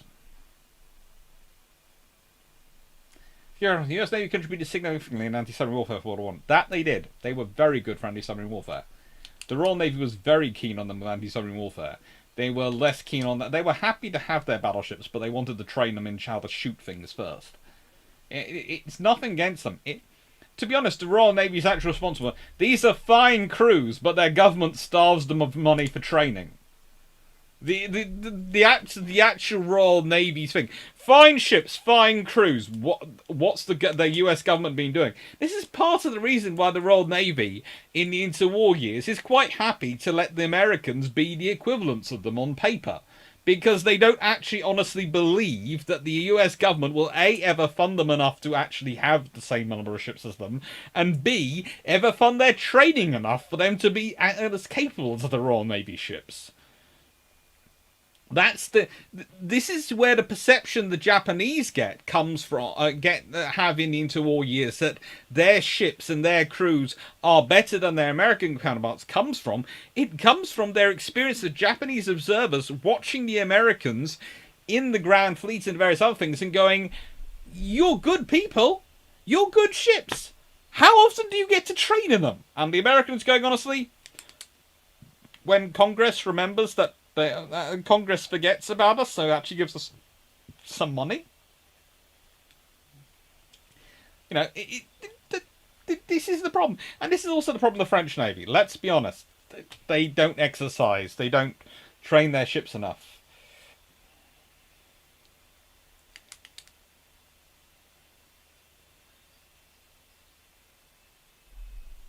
See, there were a lot of action novels in the interwar years about US small ships fighting Germans.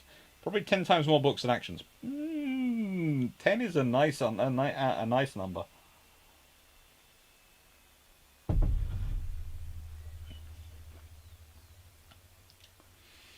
The French Navy had a tendency to back strategies that not pan out, like the Dantons and the massive small torpedo boats to sweep the Channel merchant ships. The joy about the small torpedo boats, which the Royal Navy did point out to them when they met them in World War I, was that most of those small torpedo boats couldn't actually survive in the English Channel.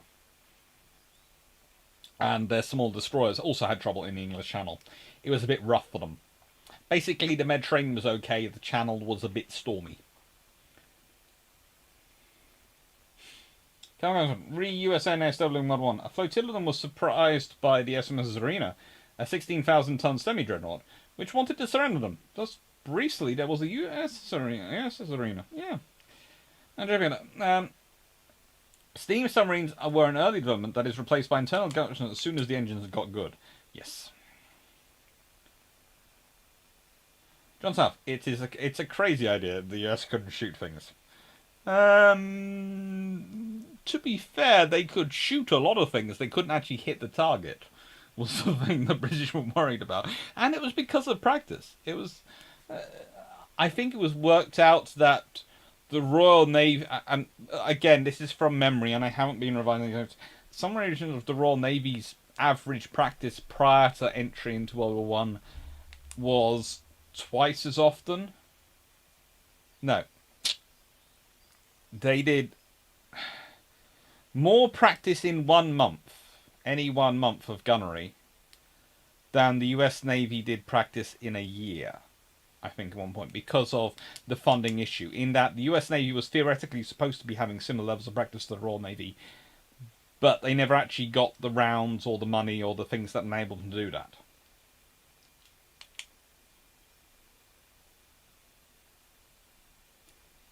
Frank Sonner, no, we haven't got to the Navarino incident. Roy Baker, French destroyers could make 65 knots in reverse. No, these ones couldn't. Roy, there are many French destroyers which can try to get very fast. They can usually get to 40 knots. They can't get to 40 knots. And Frank Sonner, are you a fan of any French cruisers? For their period, I'm a fan of some of their cruisers. By the time it gets to World War One, they're a bit long in the tooth. Okay, here is significant action. December 1916, the French fleet bombarded Athens and landed a party of Fusilier Marines, forcing the pro-German Greek government to change its policies. Yes, we will be getting to that. We will be getting to that, Jeff.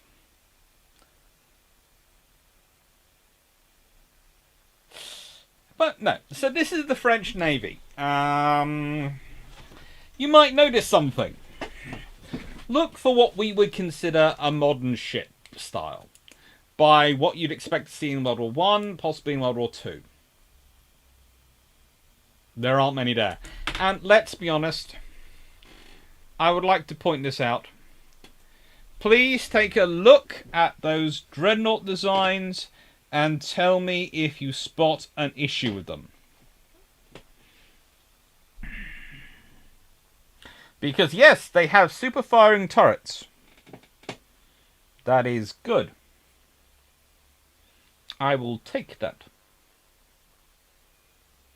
But if you notice, while the Britangs are all on 2 levels for their turrets, so that's complicated enough for firing tails, but you can manage that one.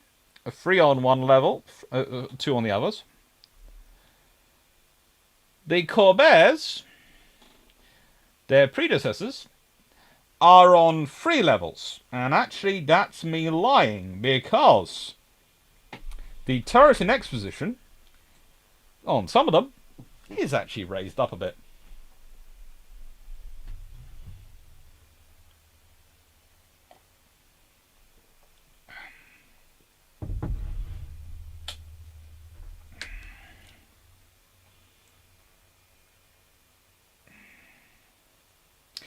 Ah, well. So, here we do. We get the French versus the Austro-Hungarians. And those of you who've gone to the Patreon to vote already, you will recognise this slide.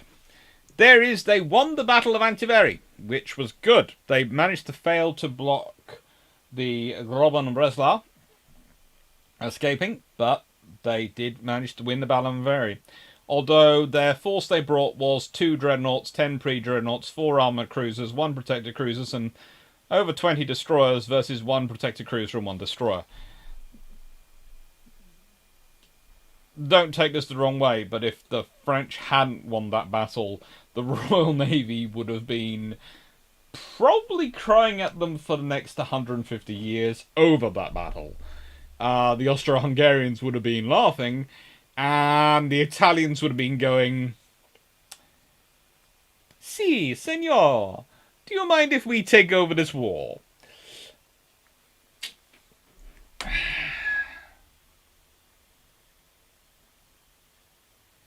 The text list is not covering any ships. The Jean Bart, one of the French, and again, British lose a battleship or so to German submarines. It happens.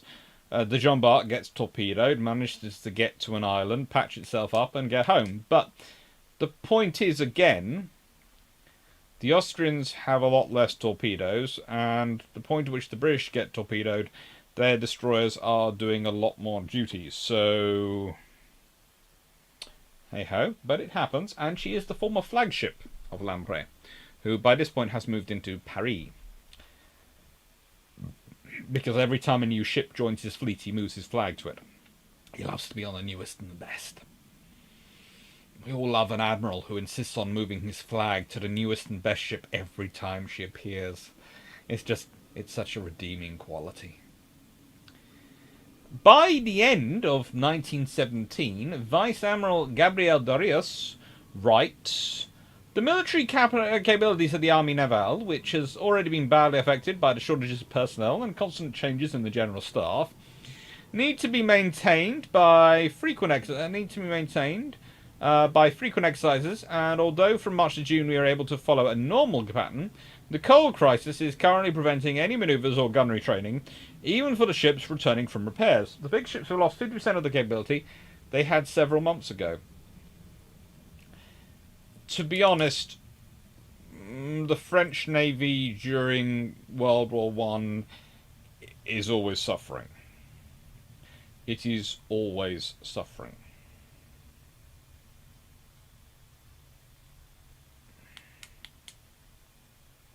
Come goes, Battle of Mantiveri, and they left the survivors of SMS Zenta in the water after that. Very unsportsmanlike. Definitely.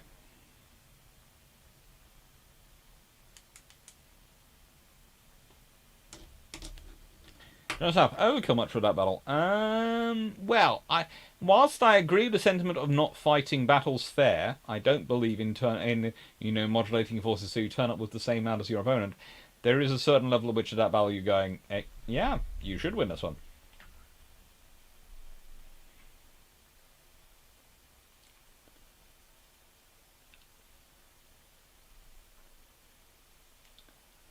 And there was the armoured cruiser Leon Gambetta, which wasn't as bad at the design of the cruise, just to let Von Trapp trace it for days. Oh yes. That's some of the fun. Just some of the fun.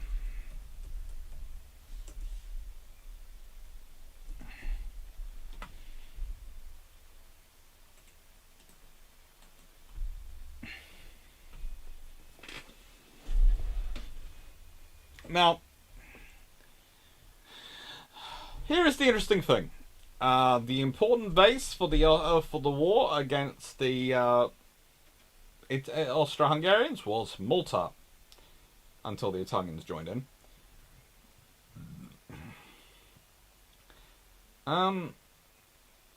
Basically, Lamprere's idea at the beginning of the war was to surprise the Austrian vessels enforcing a blockade on Montenegro. No.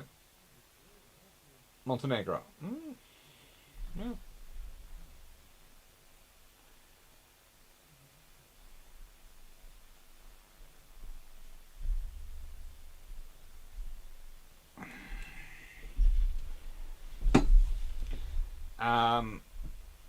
It was kind of interesting. The Anglo-French force did surprise the Austro-Hungarians and did manage to sink the centre off the bar in the Battle of Adrinor. Then they did some bombardment of Serbian and Montenegrin troops. Well, they basically tried to interfere with the bombardment of Serbian and Montenegrin troops by Austrian ships, but the Austrian ships tended to get through. And the Austrians managed to shell a French radio station at Budva. And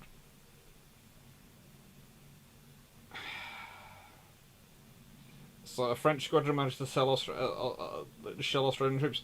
It's just constantly shelling each other's troops and not really getting close to their bases.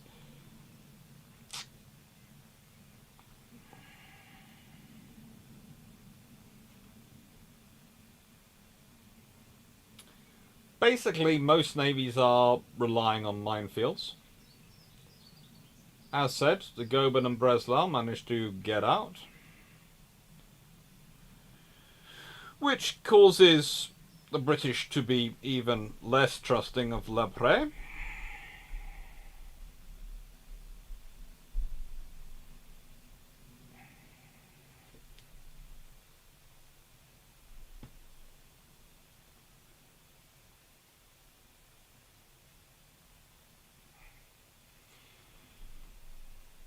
And by 1915, of course, well, especially by June 1915, the Italian Navy is involved, and they do start to take a heavy lead in the Adriatic. So the French are still involved in the Adriatic, but they're sort of also distracted and off doing other things. Yeesh. I don't know.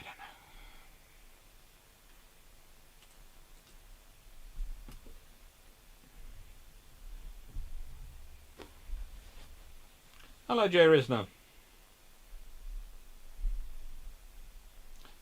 John South. King Constantine I of Greece was married to Sophia of Prussia, the Kaiser's sister.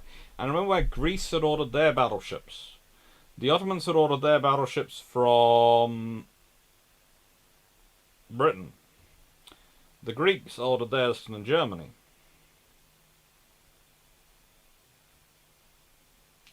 Now, what about letting itself be tracked for days? Well, basically, the armoured cruiser Leon Gambetta was being tracked by von Trapp's submarine, which was, of course, a French submarine that had been captured by the Austrians, for days, playing a cat and mouse game before eventually managing to get away.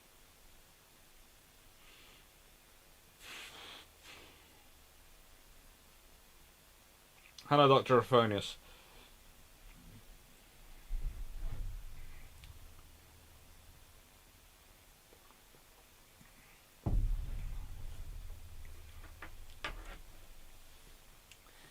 Hang on, either Danton or Jean Bart ended up as the only known dreadnought to sink upright. Would you know why? I'm trying to remember which one sank. I think it was Danton, if it was one case.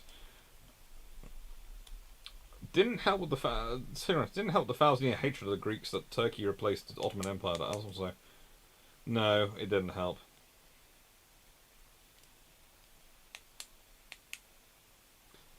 Hello, on the boy. No, they didn't. But you have to remember that basically the People's Liberation, the PLA, is the English translation of the Mandarin. So it goes PLA, Navy, Air Force. It's not PLANAF, it's PLANAF. But still, that's when you do the English translation of it. The French one stays the same, despite whether you're translating from English or French. Frank Spanner, how much more expensive is Battleship compared to the Ship of the Line by World War One? If you're talking purely in financial figures, it's astronomically more expensive. But if you're talking in terms of as a percentage of GDP, it's probably about the same as most of the first rates.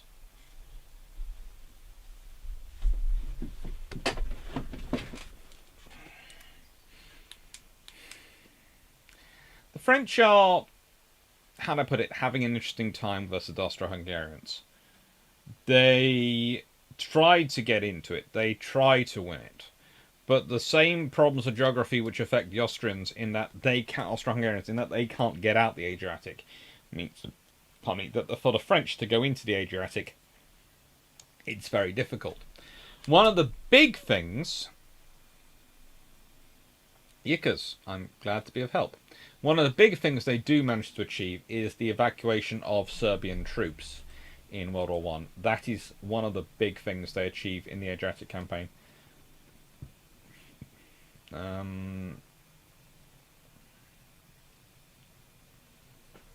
forget which year it is, but I seem to remember they evacuate almost 200,000, or actually more than 200,000 Serbian troops so that they can keep on fighting. That's critical.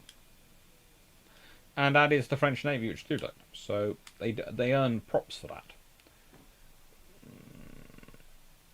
It's mainly because the Italian Navy was making sure the Austrians didn't come out and interfere with it, but you know, hey ho. Each to our own skill sets. Yeah, kids, would you say the closest the French got to a battlecruiser is the Edgar Quinet class?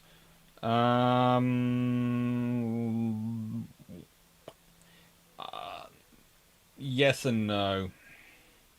I think you're reaching then. I think that's a heavy cruiser. I think it's a big heavy cruiser, a fast one, but it's not a battle cruiser. It's only 23 knots. It's only got 7.6-inch guns, so it's not got battleship guns. It's got a 6-inch belt and it's 13,000 tons. No, it's not a battle cruiser.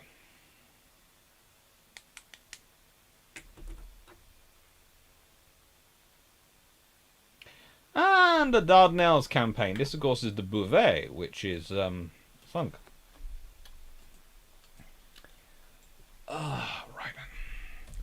Dardanelles campaign. So, as we all know, honestly, no one wanted to do this.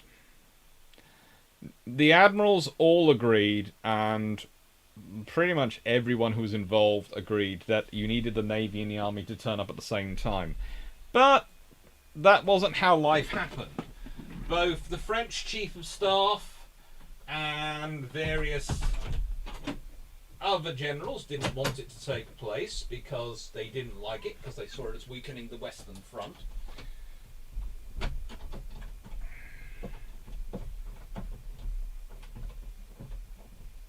And the people who did like it didn't control large numbers of troops. Which is probably why the Royal Marines and Commando Forces get so expanded in World War II when Churchill is a Prime Minister. How do I put this? Before we get into the Dardanelles campaign, I'm going to quickly explain the ideas behind it because it's worthwhile explaining. The idea is we've got a huge meat grinder happening on the Western Front.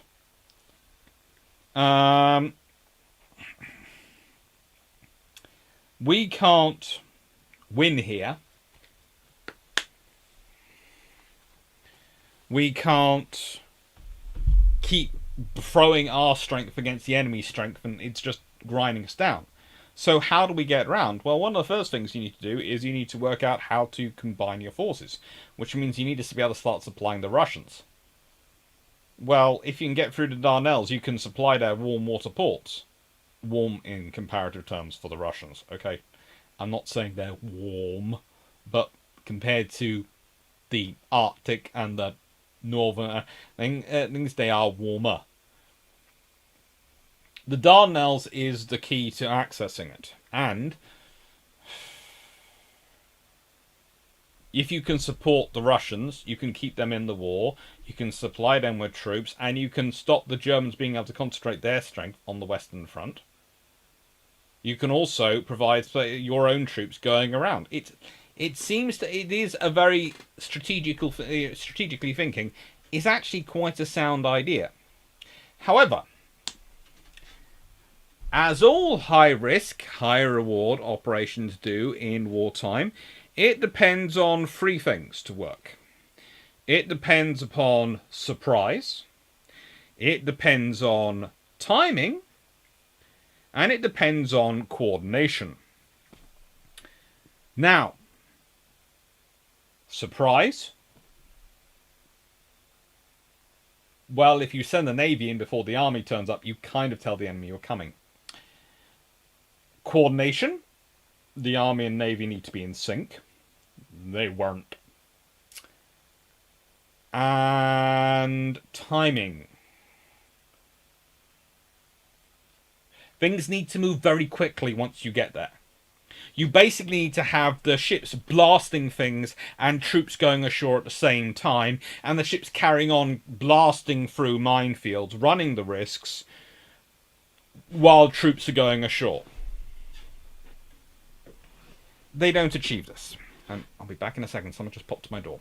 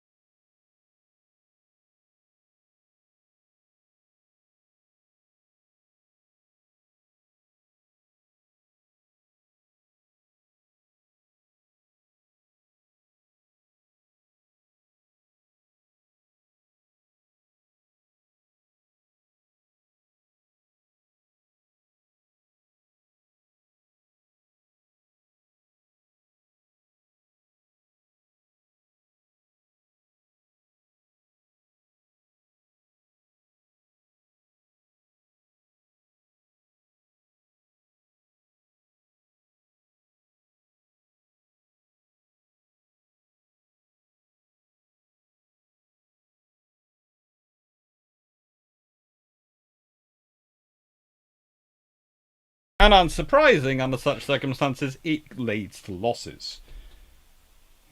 Now,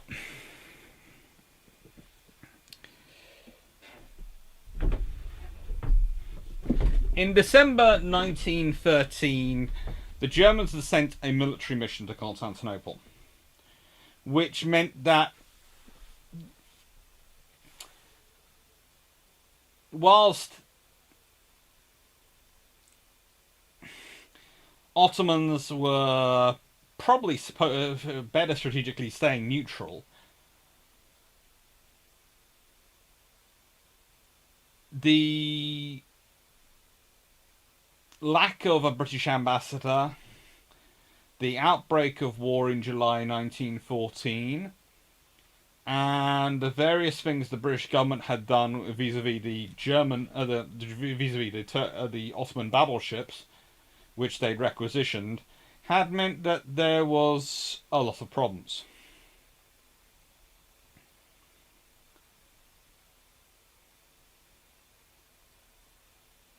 And in October 1914, September 1914, the German commander orders the Dardanelles fortifications closed, which gives an impression the Ottomans are very much pro-German. And then a raid is mounted on 28th October. Again, the Ottoman fleet, but under a lot of heavy German command, goes and conducts a raid in the Black Sea raid, bombards Odessa and Sevastopol. At which point the Ottomans refused the British demand, well, the British primarily, but the Allied demand that they expel the German missions, and formally joined the Central Powers in October 1914.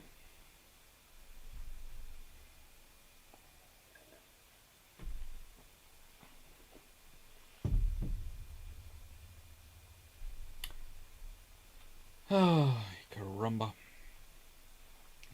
The Dardanelles is just a terrible execution of actually quite a decent idea. And the key battle where you lose so many ships is the Battle of the 18th of March, which is the idea for forcing the Straits.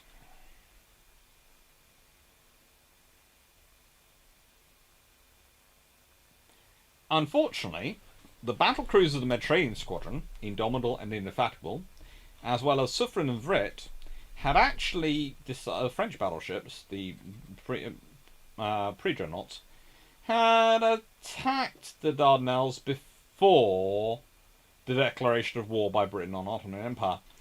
And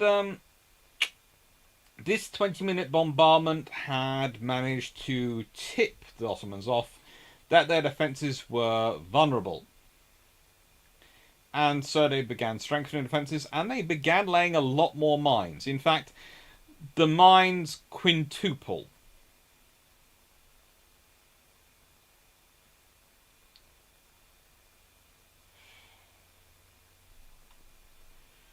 It's just a nightmare. And, by the way, do you want to know whose idea it was to do that? I love going this. Guess whose idea it was to alert the Ottomans, that they were coming? Because he thought this would intimidate them, but he was only able to send 4 ships, and with the British agreement, because he's technically in charge, de l'Empire, I give you everyone, who thinks that 4 ships will intimidate the Ottomans and then they will collapse. Oh, Lord.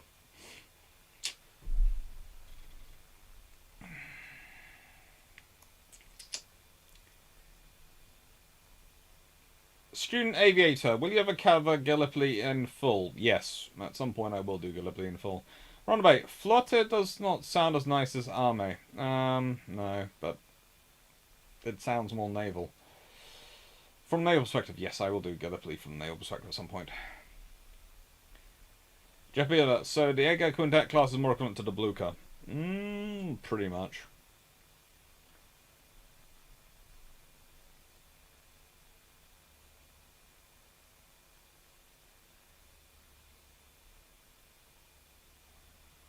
You have no idea, Steve. They can. Captain Seafrog. A decent battlecruiser if the Invincibles had followed the Blucher pattern of all big gun, but keeping armoured cruiser caliber guns? No.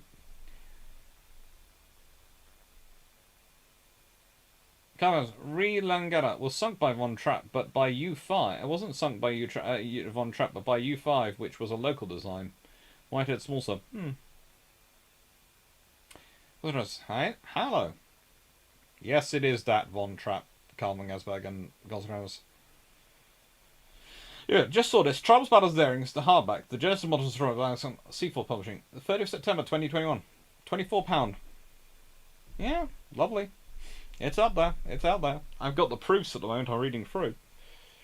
Sea Winch, Felix, you talking about World War Two?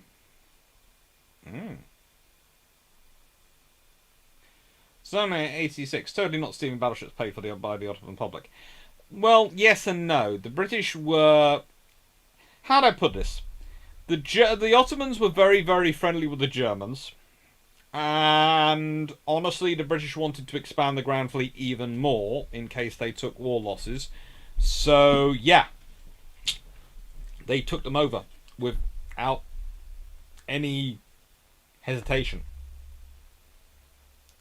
In the nicest way, yes, it's a blunder when it comes to the Ottoman Empire, but strategically, if you don't trust the Ottomans anyway, because they keep appointing German officers in charge of things, and they keep siding with the Germans in international events, would you supply them with battleships when war begun already?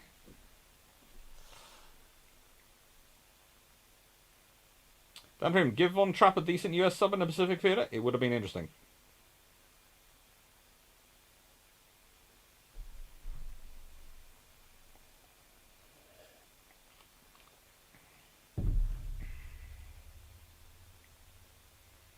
I think the British should have let the Turks take Dreadnought Agincourt to smooth deflagrations, but taken the Super Dreadnought Erin into the RN.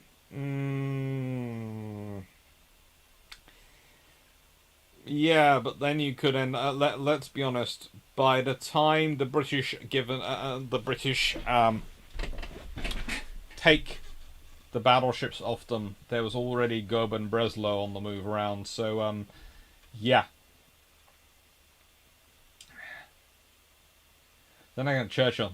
Yeah, that's what normally people think is, but no, it wasn't him who thought that. It was Lamprey. Churchill wanted to do many things. As Dan Freeman says, Churchill thinks 2 capital ships will intimidate the Japanese. No, he thinks 2 capital ships will deter the Japanese.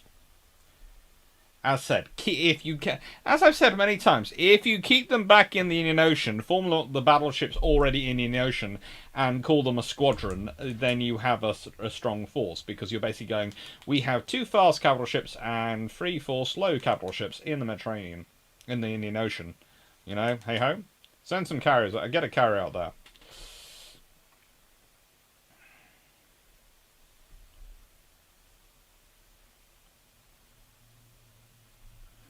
Admiral 1635. Didn't the NRL Navy use pre-journals early on in Darnell's campaign? Yes, they did.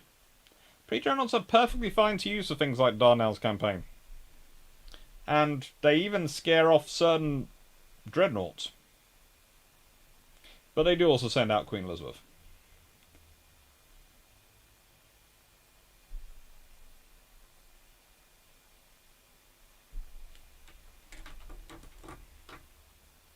And so...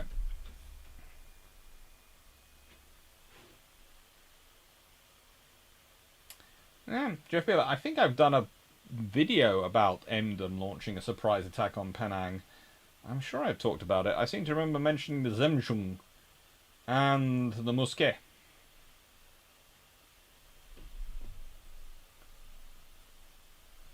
Shomak, Churchill wanted to go in full bore, but settled for just Navy because the army wasn't honest about the forces in the area. To an extent.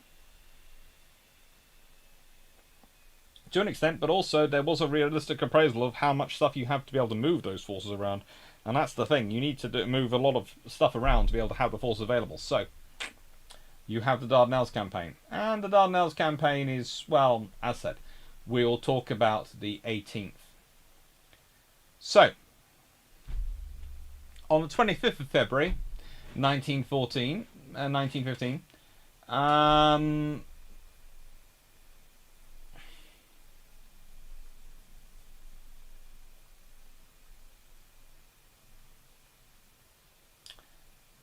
Well, the Allies attack again, and the Ottomans evacuated the outer defences, and the fleet entered the straits to engage the intermediate defences.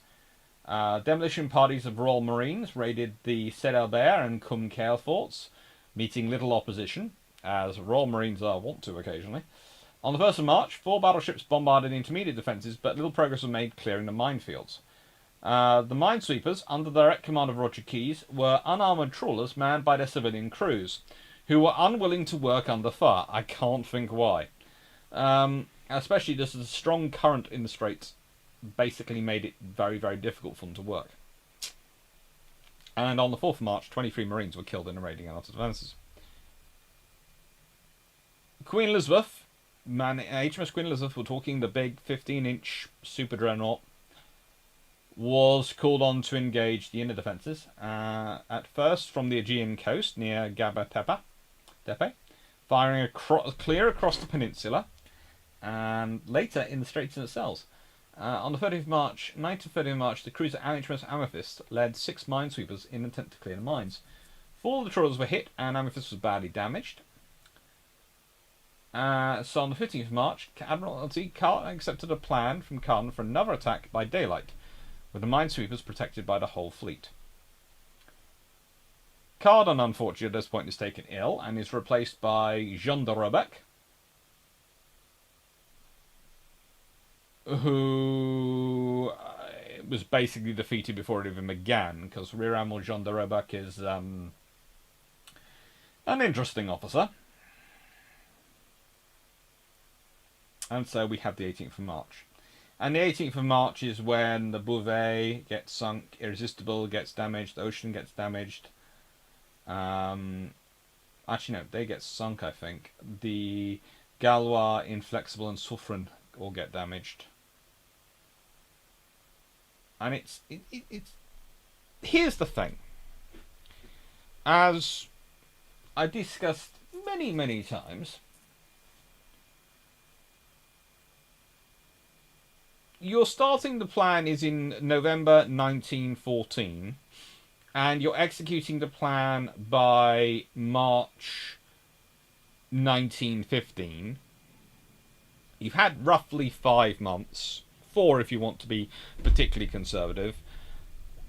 Why hasn't anyone, I don't know, taken the pre-dreadnoughts, strapped them with massive anti-torpedo bulges, or massive anti-mine bulges, and told them to go play? Because that would have been the way of getting you through. There are huge minefields. You either have to sweep them, or you have to bash them out the way. In which case, bash them out the way with some old pre-dreadnoughts. Stick them at the front and let them go.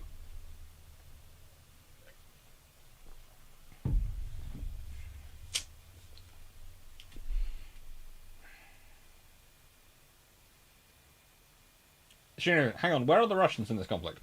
They're launching their own offensive at the Ottomans, as the British and French trying to launch through the Dardanelles.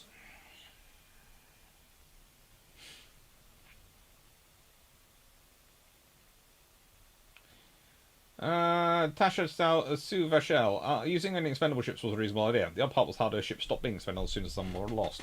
The trouble is they carry thousands of crew, so they're not that expendable. The ship themselves expendable, the crew isn't, which is again why. Nicest way, sacrifice a little bit of speed, take them through. Keep Queen Elizabeth back as the thing, because let's be honest, if Goban shows up and Queen Elizabeth is there, Goban will not be existing for much longer. In fact, Goban, in whatever her name, will cease to exist very shortly with a HMS Queen Elizabeth there.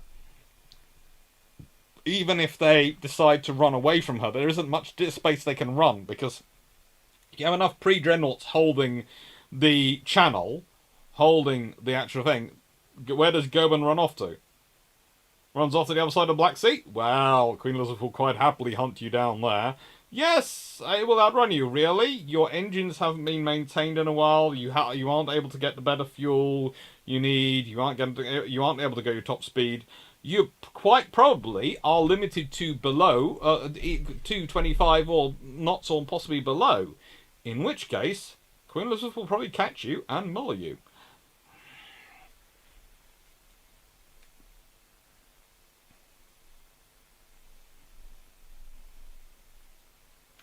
Surely there was a Black Sea Fleet that could have assisted. Not as well as you'd think, and coordinating with them would have been interesting. Plus, there is Goban and Breslau sitting on the other side, and they have a lot more firepower than most of their Russian equivalents. And there are some ships, but they're not really available.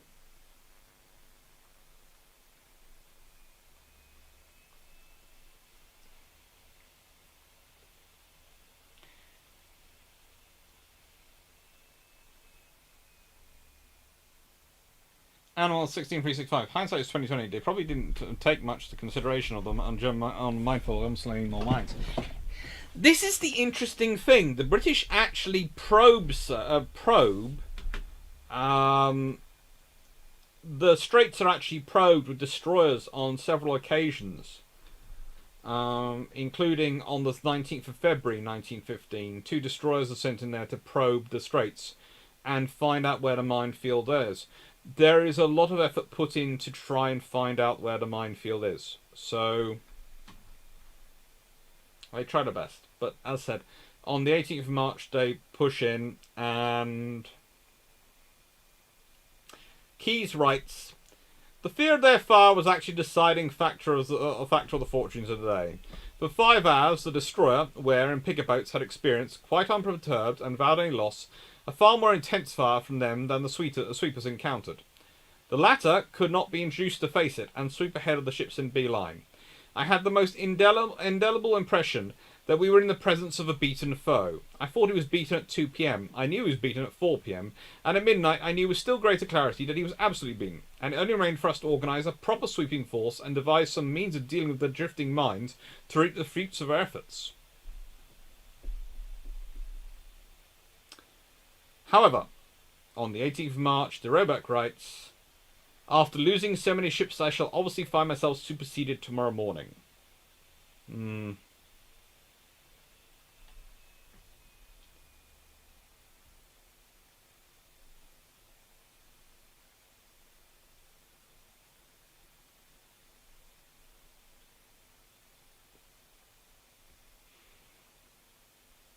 Here's the point on the Dardanelles campaign from the British perspective and loss of ships.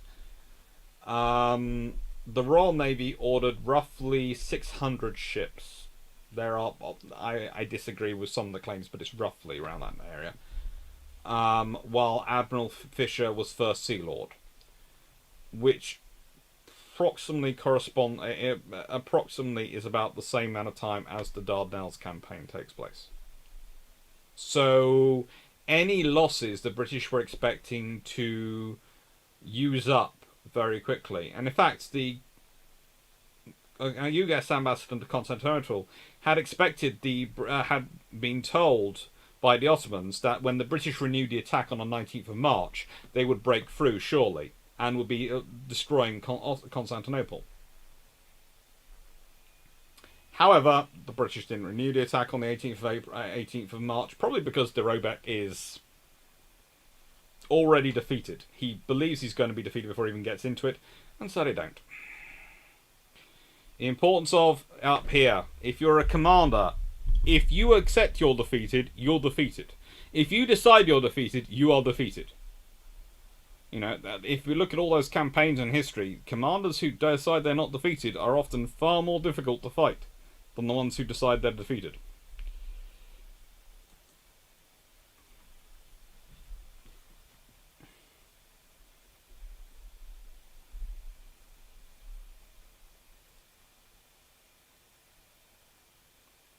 Anime sunglasses. Gerben would have been like a three-legged hot dog trying to escape the biggest, meanest cat on the block in a locked basement. I was thinking more the biggest, meanest puma in a locked basement. But, you know, we won't get too cruel to dogs here. Right then. This is possibly one of the more interesting and random things of life.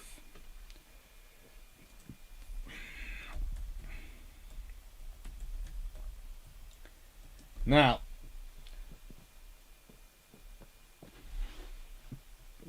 otherwise referred to as, this is the sort of November events, otherwise referred to as the Greek Vespers. And basically, how do I put this politely?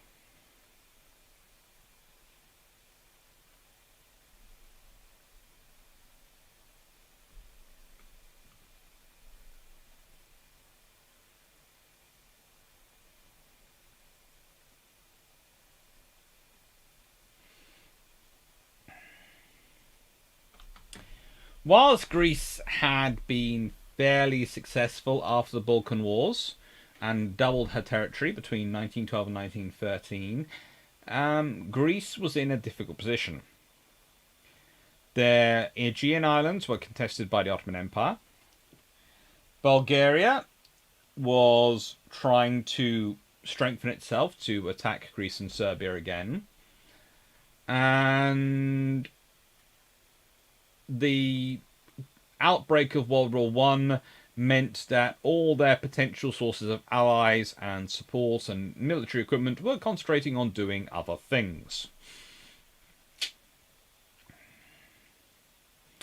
Greek leadership was divided between Prime Minister Eleftheros Venizelos, who supports Great Britain, and King Constantine, who of course was educated in Germany, married to the Kaiser sister, and admired Prussian militarism, and was anticipating a quick German victory.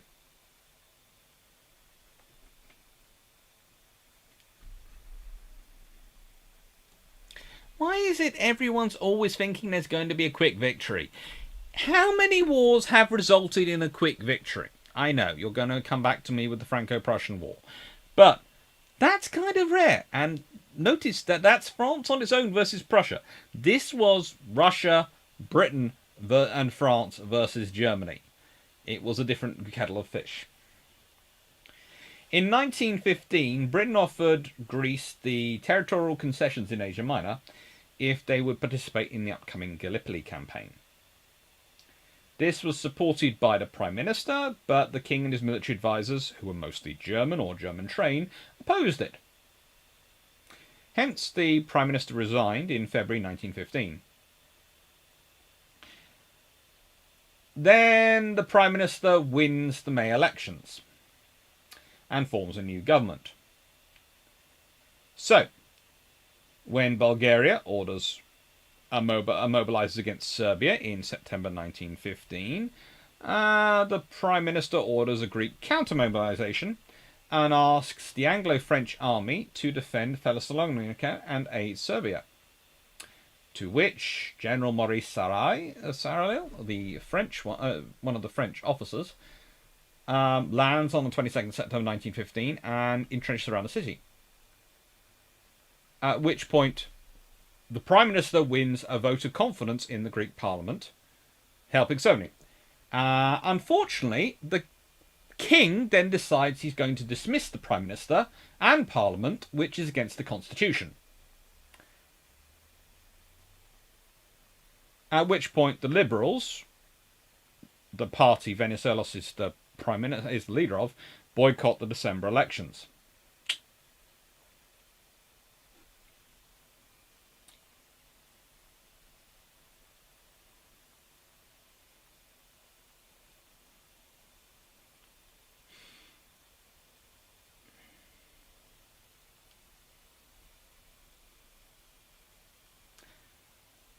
In May 1916, despite protest by the Greek government, 25,000 Bulgarian soldiers and German cavalry invade Greece.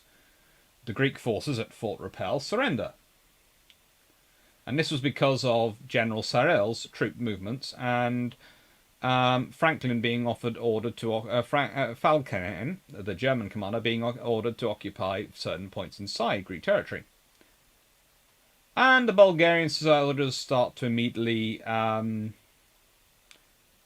push the Greek population into large cities and try and control them. Germans are unable to restrain their allies' ambitions. And so, on the 4th of September, Kefalola is occupied by the Bulgarian army.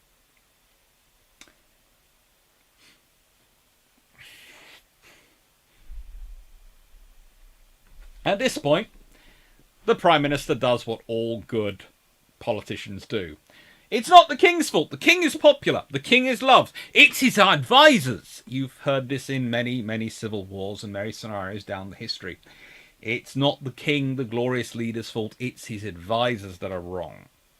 Yeah, because people don't want to rise up against the king, but they don't like his advisors because they'd like to be the people advising him. So, because they know how to do it properly, and then the king will be making good decisions. Because the king's basically a good person. We all love the king. The king's our king, sort of thing going on.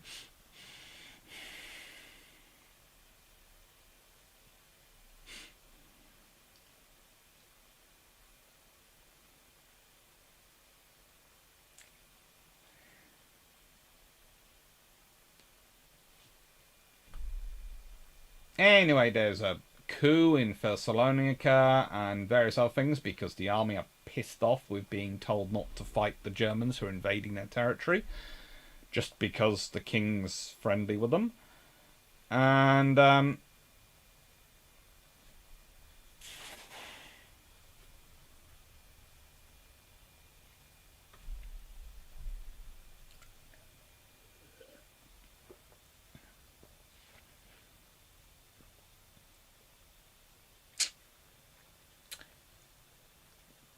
well, then in November, Vice Admiral Dufourmont of the French Navy goes in, Commander-in-Chief of the Allied Mediterranean Fleet at this point, or the First Army Naval, and basically using the presence of battleships and other things, demands that the Greek warships and the Salamis naval arsenal are turned over to him. The Allies tow away 30 lighter ships and disarm some of the other warships.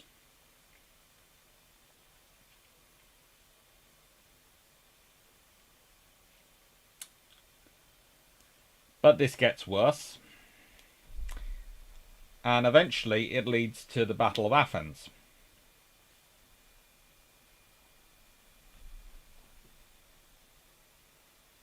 Where you have the Allies landing a 3,000 strong marine force, and then they find Greek troops in position, and then someone starts shooting, and then eventually King requests a ceasefire and proposes a solution and reaches a compromise.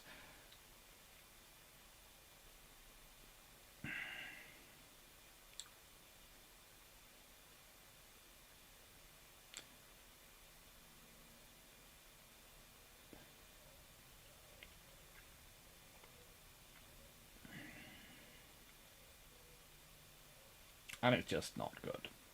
It's just not good. And you have various admirals acting as generals, and that's even worse.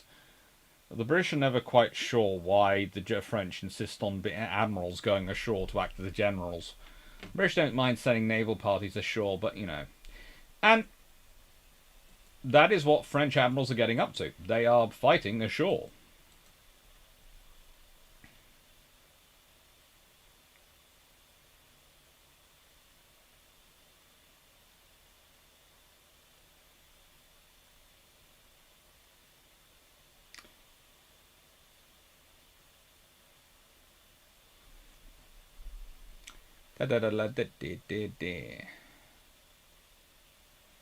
Downstream, the Royal Navy wouldn't destroy Constantinople in Istanbul. Look at what they did in Egypt. Washington, D.C. are more likely to loot than just bombard. Oh yes, definitely loot. Let's be honest. If the British fleet gets there first before the French and the Russians, they're going to loot everything. The White House only got a whitewash job after 1812, but it also has an extra window where a cannonball made a nice hole.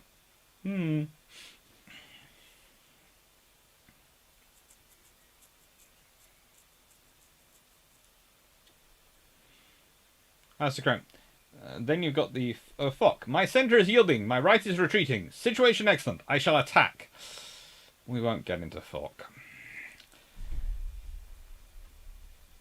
Vision. Everyone always thinks Germany is going to win a quick war. Franco-Prussian War wasn't that fast. Siege of Paris went on for a while. Yes, it did. And the Parisians are hard to besiege. They're freaking determined. And Freeman. Germany pretty much always plans a short war. Come, off topic, but you take your take on the Russian claims for firing on a Type 45 recently, or will this feature on Bill Trump's? Probably feature on Bill Trump's, but there's an entire thread on Twitter where I talk about it and basically go, yeah, of course the Russians are claiming they did it. If they actually did it, then they've got problems. But if they claim they did it, they can win the information. They can get a win-win, because the people who support them will think, yes, they did it, and think how glorious, and they'll be able to say to their people, yes, look, we defended us against the imperial bosses and undermined the domestic opposition using it. But if they actually fired on British, they might get a response. That's the trouble. Come see for read on this. What are your thoughts on Rear Admiral Gurperet? I don't see how anyone the RN calls fiery can be a bad commander. He was a very aggressive commander. Tended to forget certain things like logistics, but very aggressive commander.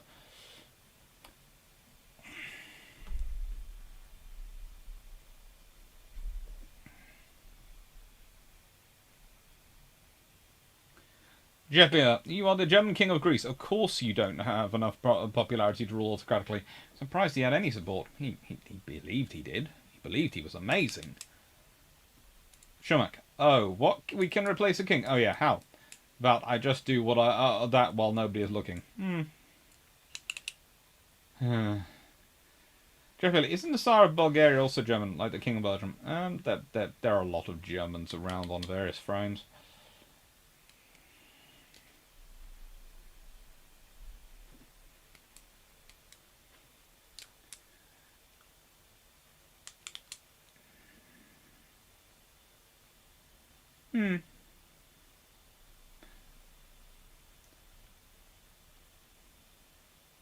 Sonic Near. An admiral on shore is quite literally a fish out of water.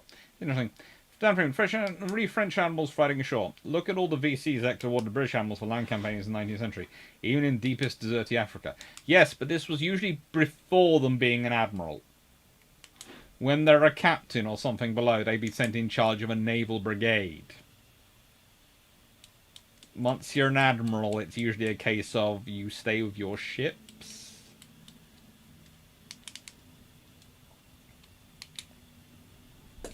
What was the condition of the Ottoman Navy at the start of World War I? Interesting. So, as has been said, the Greek Navy are rather useful. These are from the French anti-submarine warfare vessels. They look fairly workmanlike and fairly decent for anti-submarine warfare vessels. And they are fairly capable. They have 111 torpedo boats, 35 submarines, 63 sloops and gunboats, 153 submarine chasers, and 734 armed trawlers on the job. Now, here's the thing. As far as I can see, submarine chasers are a variation of torpedo boats. And rather, I have to say, the figures for torpedo boats, submarine chasers, and armed trawlers, I am approximate. Okay? Approximate. Very approximate. Ugh.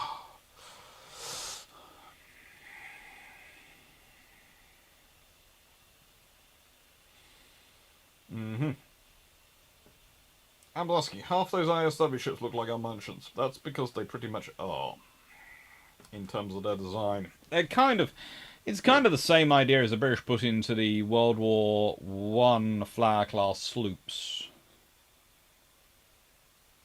In fact, honestly, some of the French ships are variations on the British Flower-class. France versus Thailand was a short war. There have been a few. Okay, I have to admit there have been a couple of short wars, but they are rare and usually you can explain them by just going, "Have you seen the disparity of forces involved?" And they go, "Yes."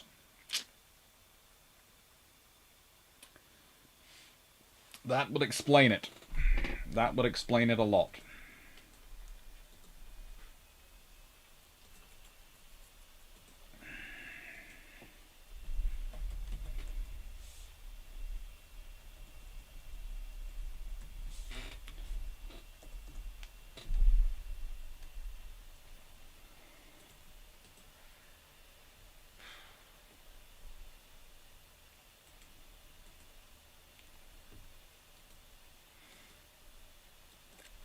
what is interesting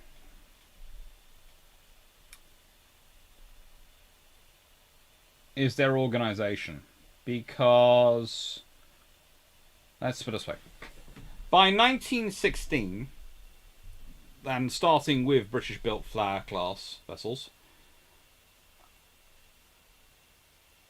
the sloops are deployed. They have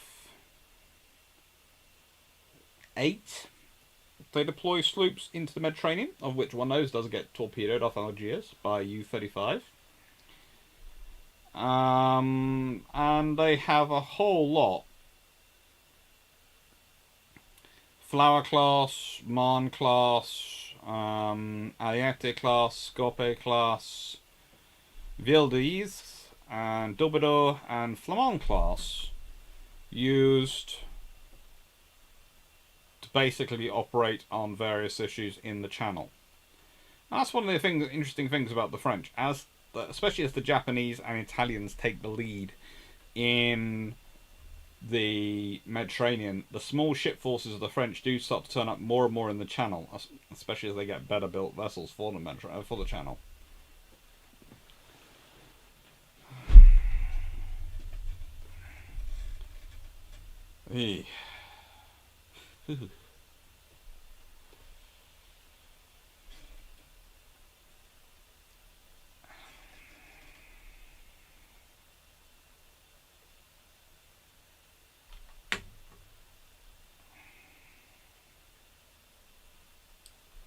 And again, navalhistory.net, it has a brilliant thing explaining various things of what the French Navy were up to, where they were. It's one of the best English language sources you can find on the French Navy, and I have to admit it's where a lot of information has been cross-checked and developed from.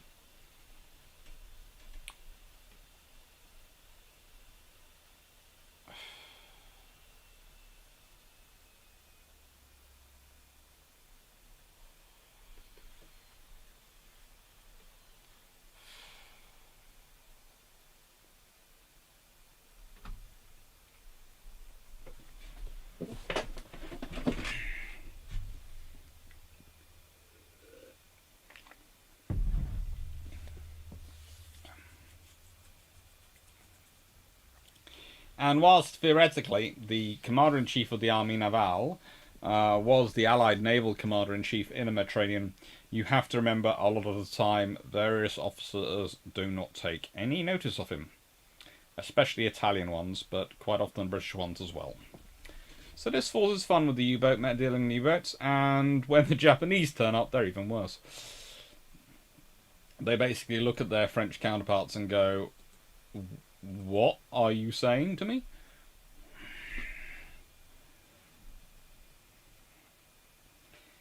Did the reapproximate number of torpedo boats? Did the French have 100-ton below mini torpedo boats? They had lots of interesting little torpedo boats.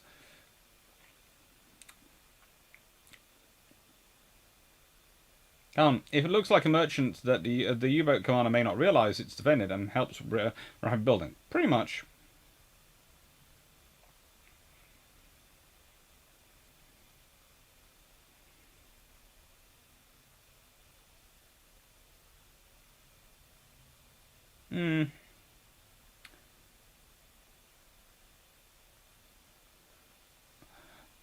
Let's be honest, and there's a discussion coming of Israel. They are forced to go for qualitative superiority as they will never have quantitative superiority in the face of their neighbours.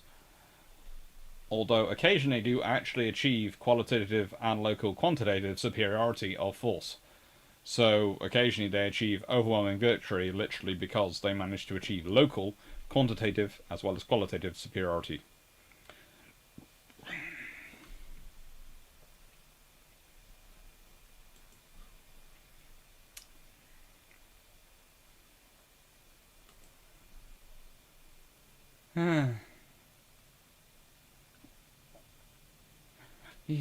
Good lord.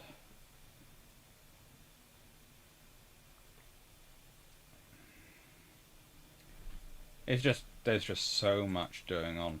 And the French Navy really do try with the anti-submarine warfare. They're just... How do I put this? they don't get the attention for it they deserve. They do quite well on the channel, but they don't get any of the really big, famous takedowns. They just don't. Anyway, here are their World War I losses. They lose 3 pre-dreadnought battleships and 1 semi-dreadnought. Mostly thanks to the Dardanelles campaign, but also thanks to the Adriatic campaign. It's a fun time for them. They lose 4 armoured cruisers, again, mostly thanks to the Adriatic. 1 protected cruiser, again, thanks to the Adriatic. 12 destroyers and 14 submarines. You do not want to know how many of those submarines end up in Austrian service. It's quite depressing for them. But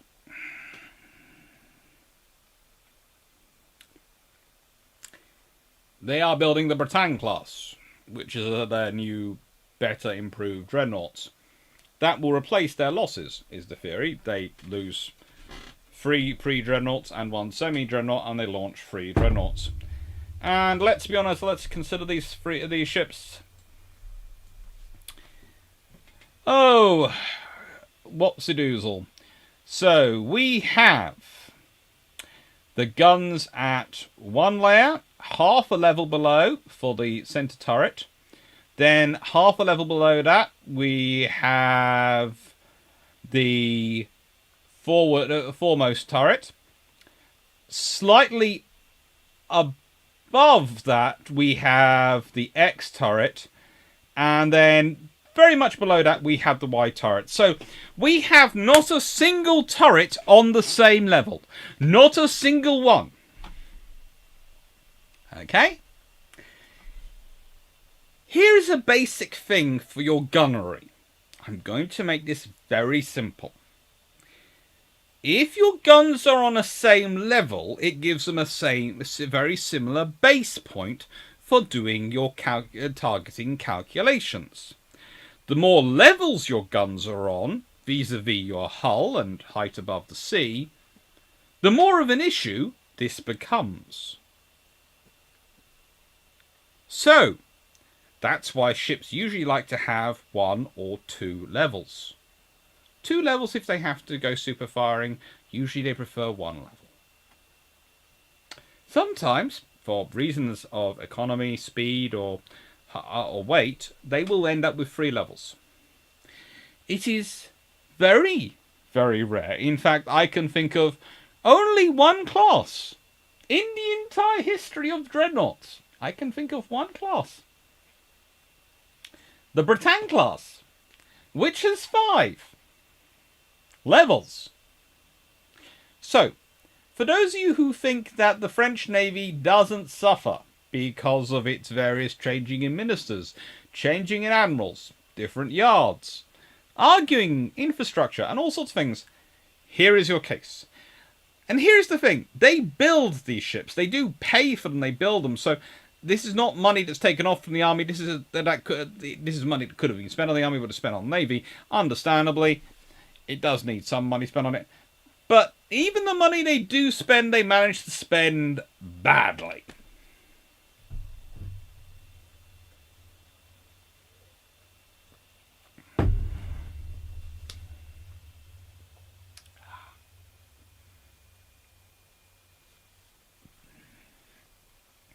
As the Crow, is there an advantage for the center turret position on a 5-turret ship compared to putting the 3 forward, 2 backwards?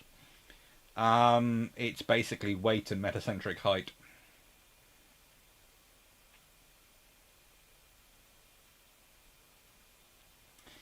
Can you post a picture next to a British dreadnought? As let me get one of my Brassey's pictures of a British dreadnought.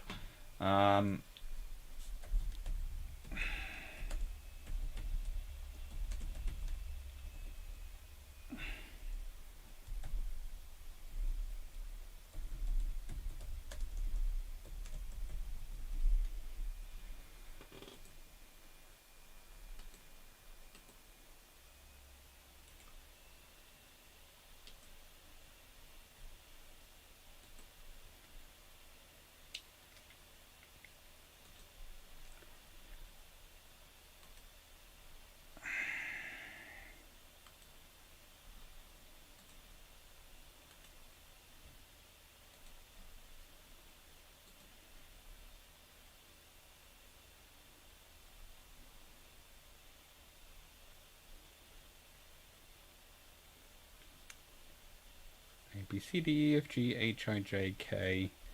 Queen Elizabeth class. So this is a Queen Elizabeth class. And you will notice, hang on, if I do this, and then this,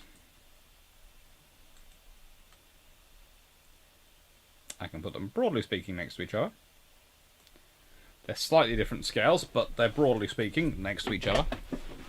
So, you will notice that the British ship has it on roughly 3 levels.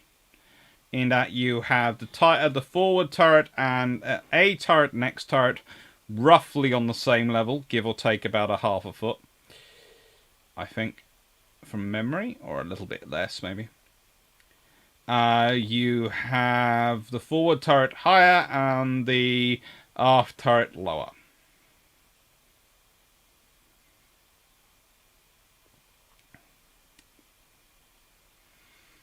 And again, it's done the way it is to try and reduce the difficulty. But it's still tucked down because that saves weight. That's why you have the gun lower at the back, at the stern. Because cutting down at the stern does allow you to save some weight in the ship. And makes you a little bit faster. And they are built at roughly the same, well, roughly similar times, honestly. Oh, caramba.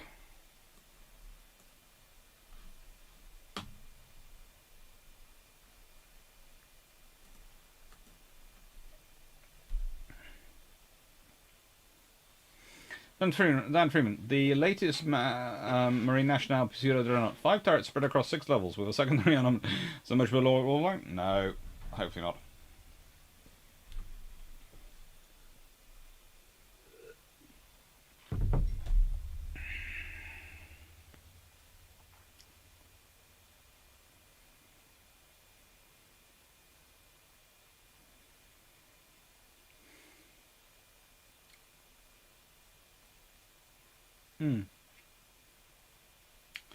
Captain Seaforth, effectively a pre-dreadnought with a very heavy secondary battery. For example, Danton's had 4 30cm main guns, 12 24cm secondaries. I think that's a semi-dreadnought theoretically. The semi-dreadnoughts are interesting ones. They become a very interesting question. A semi-dreadnought. I do.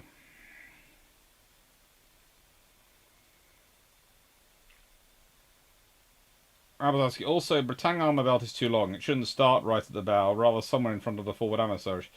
What a waste of weight. It's the French. It's seriously, as I keep saying, it's not the French. The French sailors are good. It's the French procurement and command structure. And here again is another picture of Bouvet and her sinking. And it's a rather cool picture, which I have turned orange. So, summary of the French performance in World War One.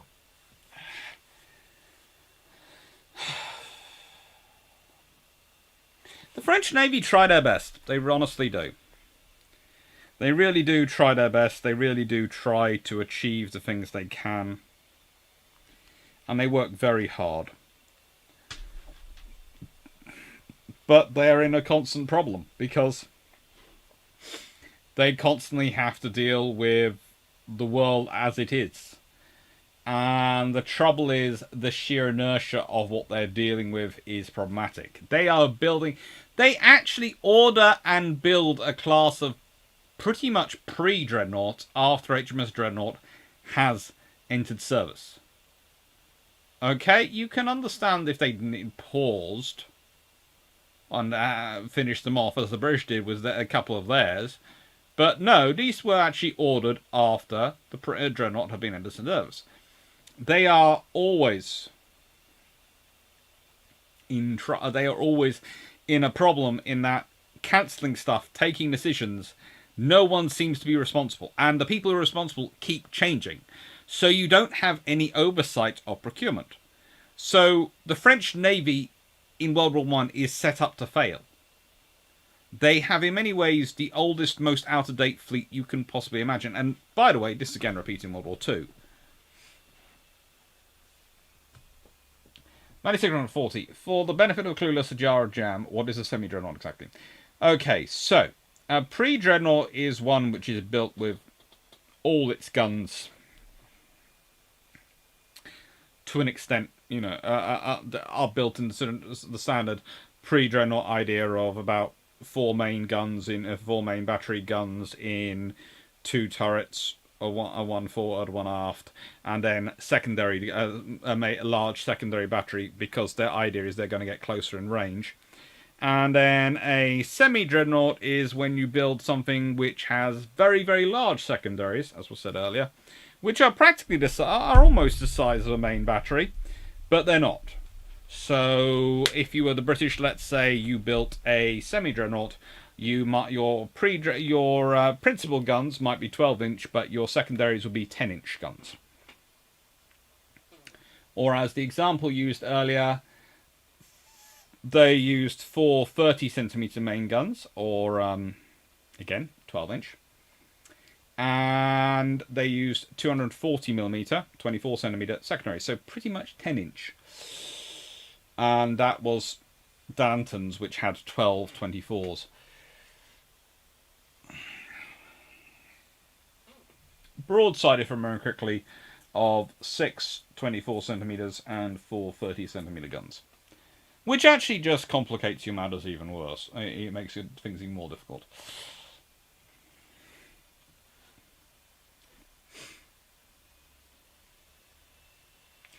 Jeff Ehrlich, can we please stop with the knee-jerk French bashing? It's very off-putting. I'm not... I would never say I'm knee-jerk French bashing. It's not the French which are the problem. It's the French government which is the problem. It's the case of... you need to have a consistent line of accountability.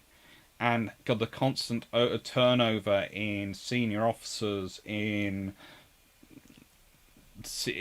ministers, in prime ministers, does not provide you with an accountability. Again, we could point to the current issues Britain's having in defence and look at the last 20, 30 years of defence secretaries and go, how many defence secretaries have we been through? How many are still around after, let's say we're now talking quadrennial reviews. We have 4-yearly reviews.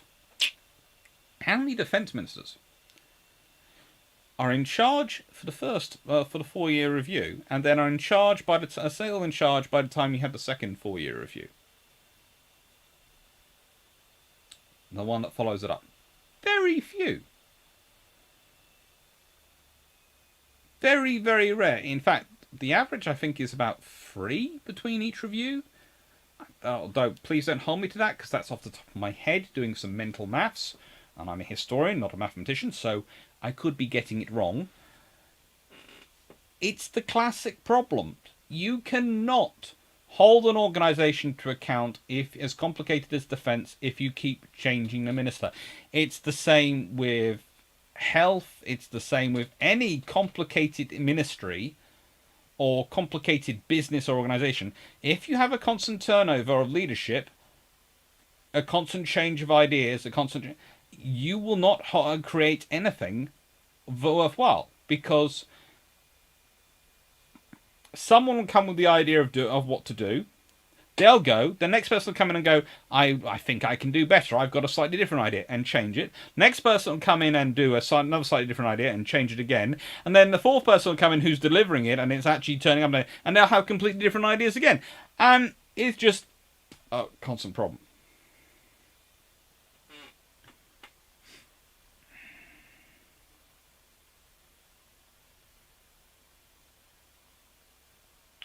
Dan Freeman, criticising French shipbuilding concept designs, not the Cruise Act.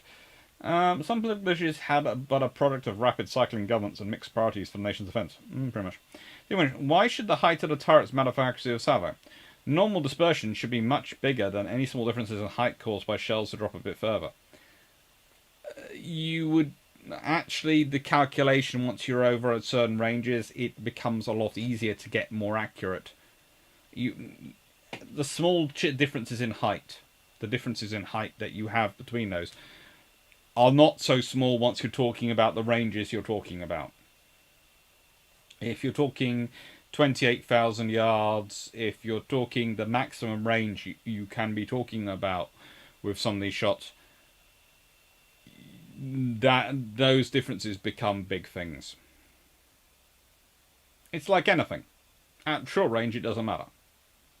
If you're talking about the ranges you engage at in World of Warships, it won't matter. You won't ever notice it.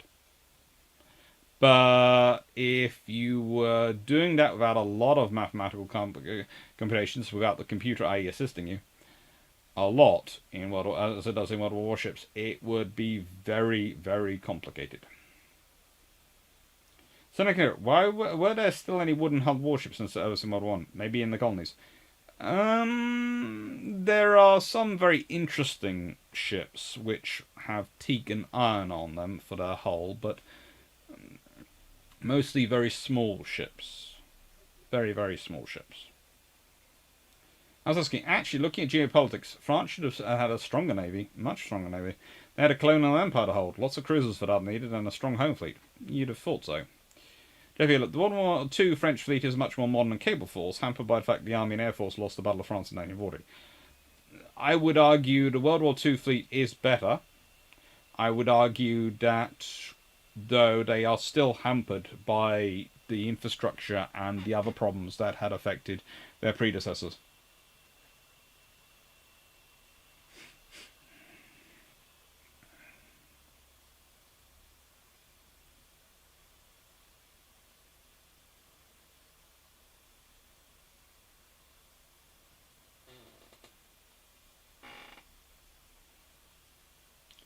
Jeff Baylor, well, honestly, they couldn't have done any worse in World War II than they did in World War I, but they still had a lot of interesting political issues. And let's be honest, the Admiral at Mers al-Kabir is a product of the admirals in the First World War. And that's half the problems you have in the French Navy. If the Dantons had replaced their twin 9.4-inch guns with single 12-inch guns, as was considered, how much of an improvement would there have been? Not much. You'd have gone up to a 7-gun broadside. They might have technically been considered dreadnoughts, but they definitely wouldn't have been dreadnoughts.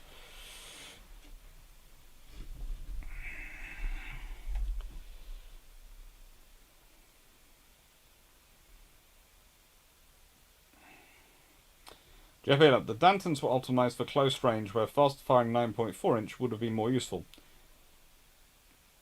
Agreed. Building 6 was the mistake. Building 6 was definitely the mistake. But it's the French Navy. They tried their best with what they had. And honestly, the mistake that's made is the fact that the French government just keep pushing on with it. They should have taken a pause and possibly ordered 6 dreadnoughts. And they could have done it. Honestly, they could have produced a dreadnought.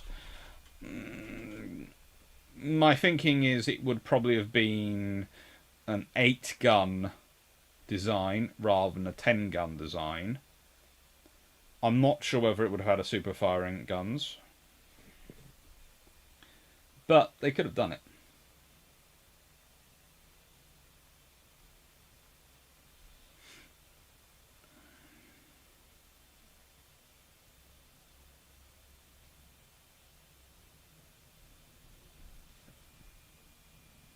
Let me see.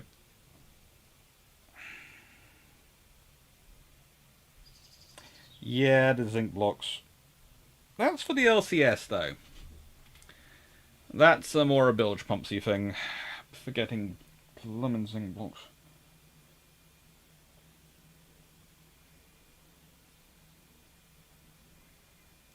So Jeff Beerler, motor torpedo boats, minesweepers, and subchasers were built with wooden hulls even in World War I. Yeah. But I don't think that was what Seneca Nero was really asking about. I think he was asking about bigger ships than motor torpedo boats. Hence my answer. Frank Spanner, if the designs were not good, were the ships used effectively? As effectively as they could be, yes.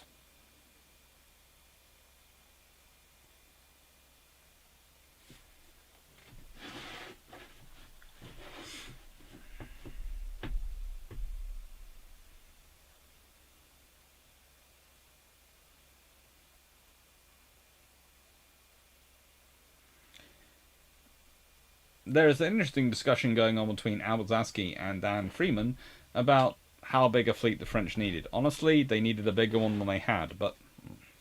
So what have we got coming up? We have the Battle of Athos, the sea power behind the Ring of Stone, Robert Calder on the 30th of July, and I think for the 20th of July, if I'm not mistaken...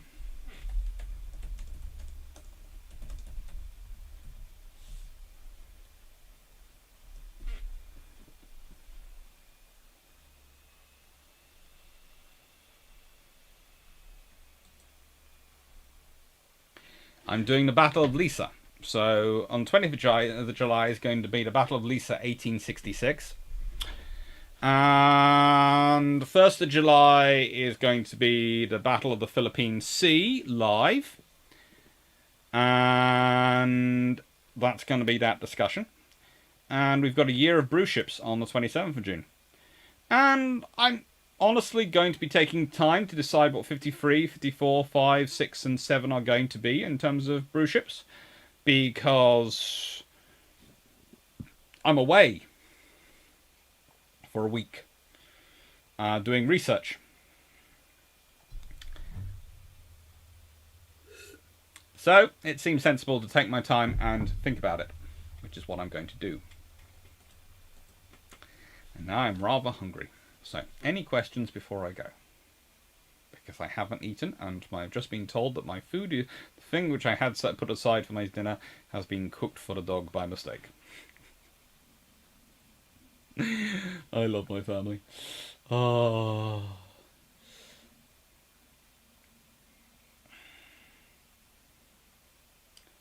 Constance, what was the best area for the French Navy? I'd say Louis XIV's reign. I'd say Louis XIV's reign before he decides to get rid of the Protestants.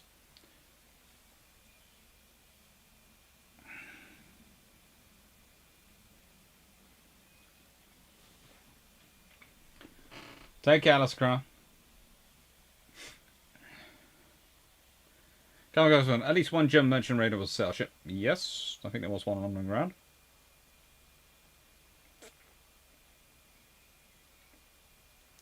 And the French Far East was less for trade dependent thing, and to suppress an uprising, you can send troops on a troop ship and shoot things up with a gunship.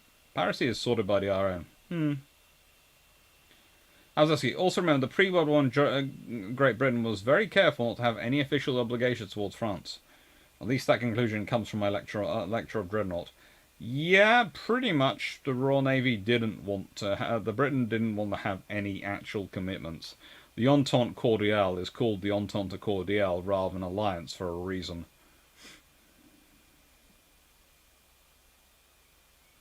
So, oh no, right in my test phases you get going with content. There is a lot of content coming along, as said. Dasher Tower Vachel, would you ever cover the Harper report and the fallout from it with regards to how effective the Royal Navy between wars? I possibly will have a look at it. It takes a while.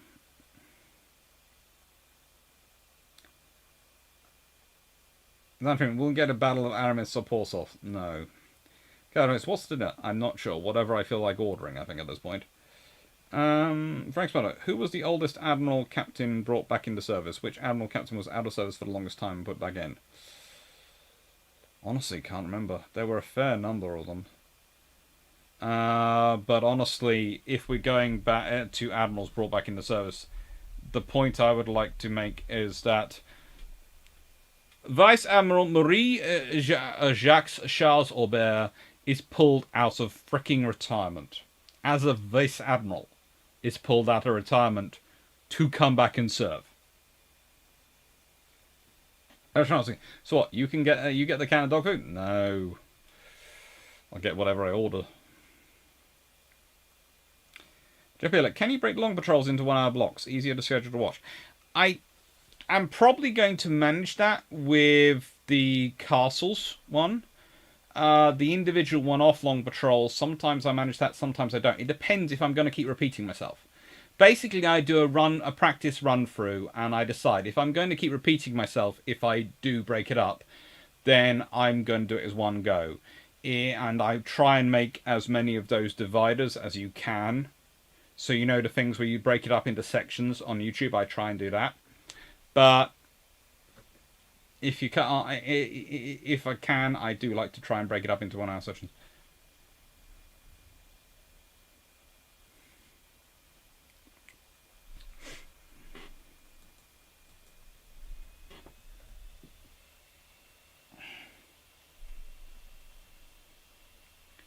Stramak, do you know where the French got their competence gas during the late interwar years, and why did they only use it on the Navy? No idea. Mainly because the Navy was, you know, just pretty.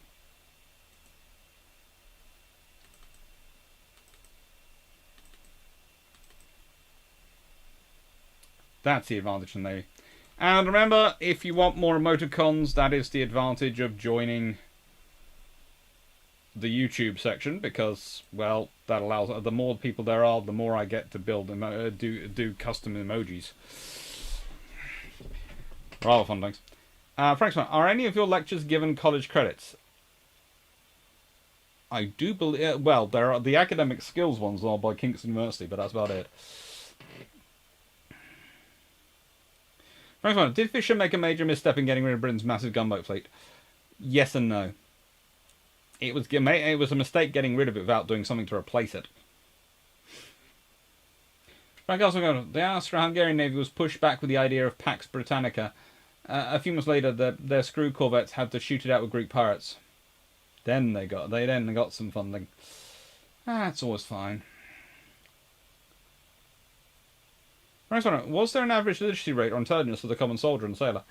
To be honest, sailors tended to be more literate than their counterparts in the army, but to be fair, that's probably because the Navy had to recruit for mechanical ability, and so they tended to be more literate as they spend time reading instruction manuals far more often than the army ones had. So you have that, and also they tend to travel around the world more. But it's more a product of the job selecting those skill set than the army being not as intelligent. They're about the same, really. Why didn't the French have any ranks above Vice-Admiral? I've heard there was some sort of political issue, but what was it? It's the French. Don't get into it. There is just so many weird things going on there. And at one point, I think they want to bring back General de Sea. I used to watch them more often when they were shorter. As I said, I like to try and make them shorter, but you know, or rather more of them and shorter. But it's sometimes it's the topics.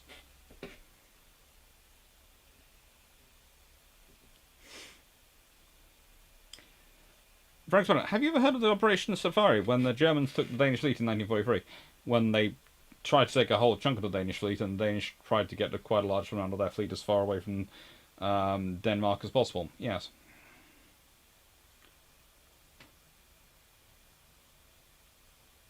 Vision, what is this emoji of?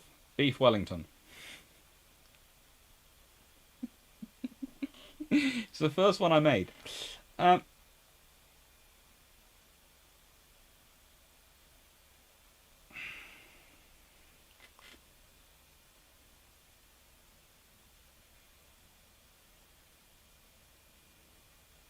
There's a whole discussion going on.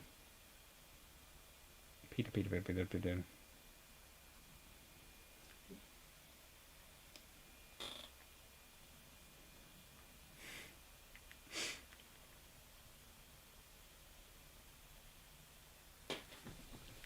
Bichon, there is a whole lot of difference between beef Wellington and meatloaf. There is a whole lot of difference. And I do like some meatloaf. I have to say, there's only meatloaf I've ever not liked was when I bit into one. It was more chili than meat, and that I decided was not a meatloaf. That was a chili loaf. Yeah.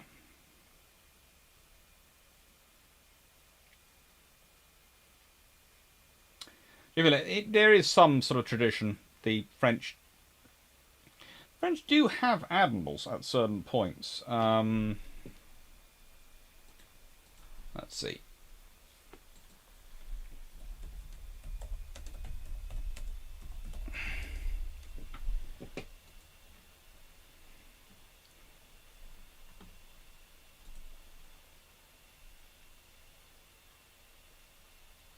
They have admiral. They have vice admiral Desescade, which is squadron vice admiral.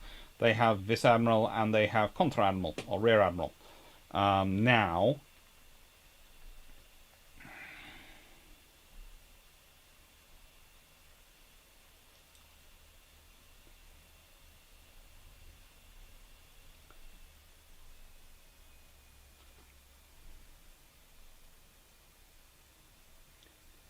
originally, Vice Admiral was designated as Lieutenant General of the Naval Armies until 1791.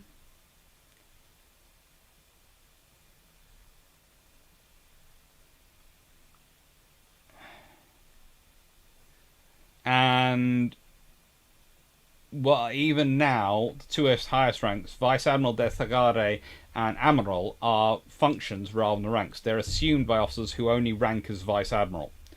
So you have an interesting time in that it's kind of like the Royal Navy and Commodore for years, in that Commodore isn't a rank.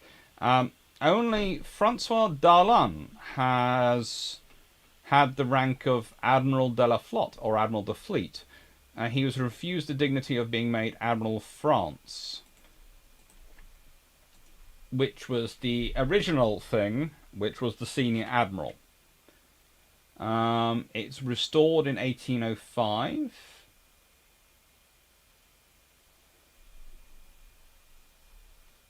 Although the most recent admiral to have the rank of Admiral of France was Francois Thomas Trabeau in 1869. Usually there was only one Admiral of France.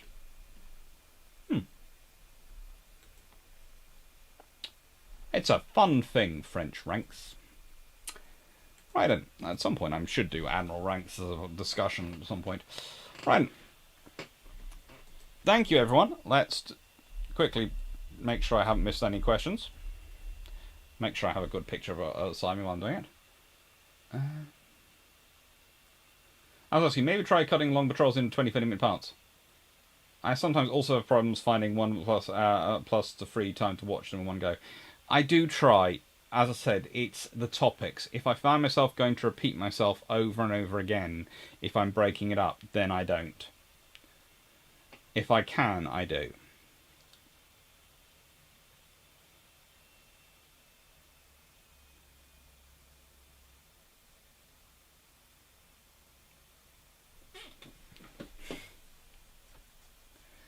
Well, concentrate on this. That's always a good thing. If you can't, if the naval history stuff is too interesting. I like that. Tasha to Vachel. The Littorias have all turrets on different levels, albeit very slightly. Very, very slightly. Right. Take care, everyone. As said, I'm off to get some food. Have a nice evening. Thank you very much for watching. Thank you to all the super chats. Thank you to everyone who's joined. YouTube joined the YouTube crew. Thank you to everyone who was adminning this evening. Dan, you were on the whole evening. Thank you. Thank you to everyone who is a patron. Thank you to everyone who's on Discord. And links to all those things are down below. Thank you. Take care, everyone.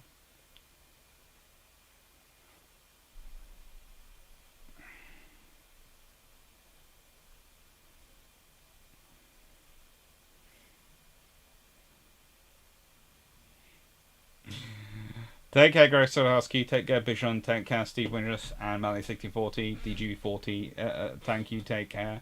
Frank Spadard, take care. Did the British and Italians ever fight together in any major battles in history? They do a couple of interesting things in the First World War and various other things around in different conflicts, but no, not recently. Take care, Counterface. They do some stuff in Second World War towards the end of it. Take care, Frank Spazzato. Thank you, Constant Drowsiness. Thank you, John Shea. Take care, Peter Dawson. Thank you, Messiah Slavic. Show.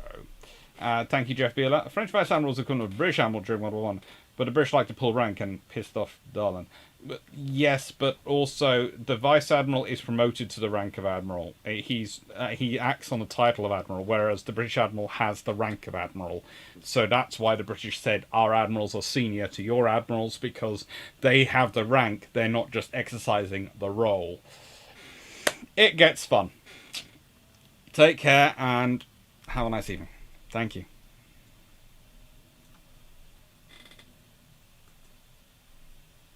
Ba-da-ding-ding.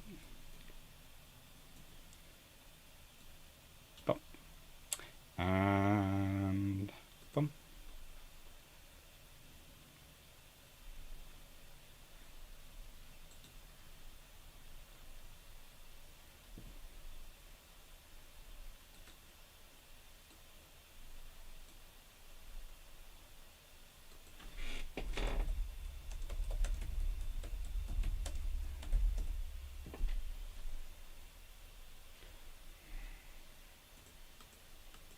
Thank you, Blue Shirt Buddha, and thank you, Calm Gasmode, for the offer of pizza.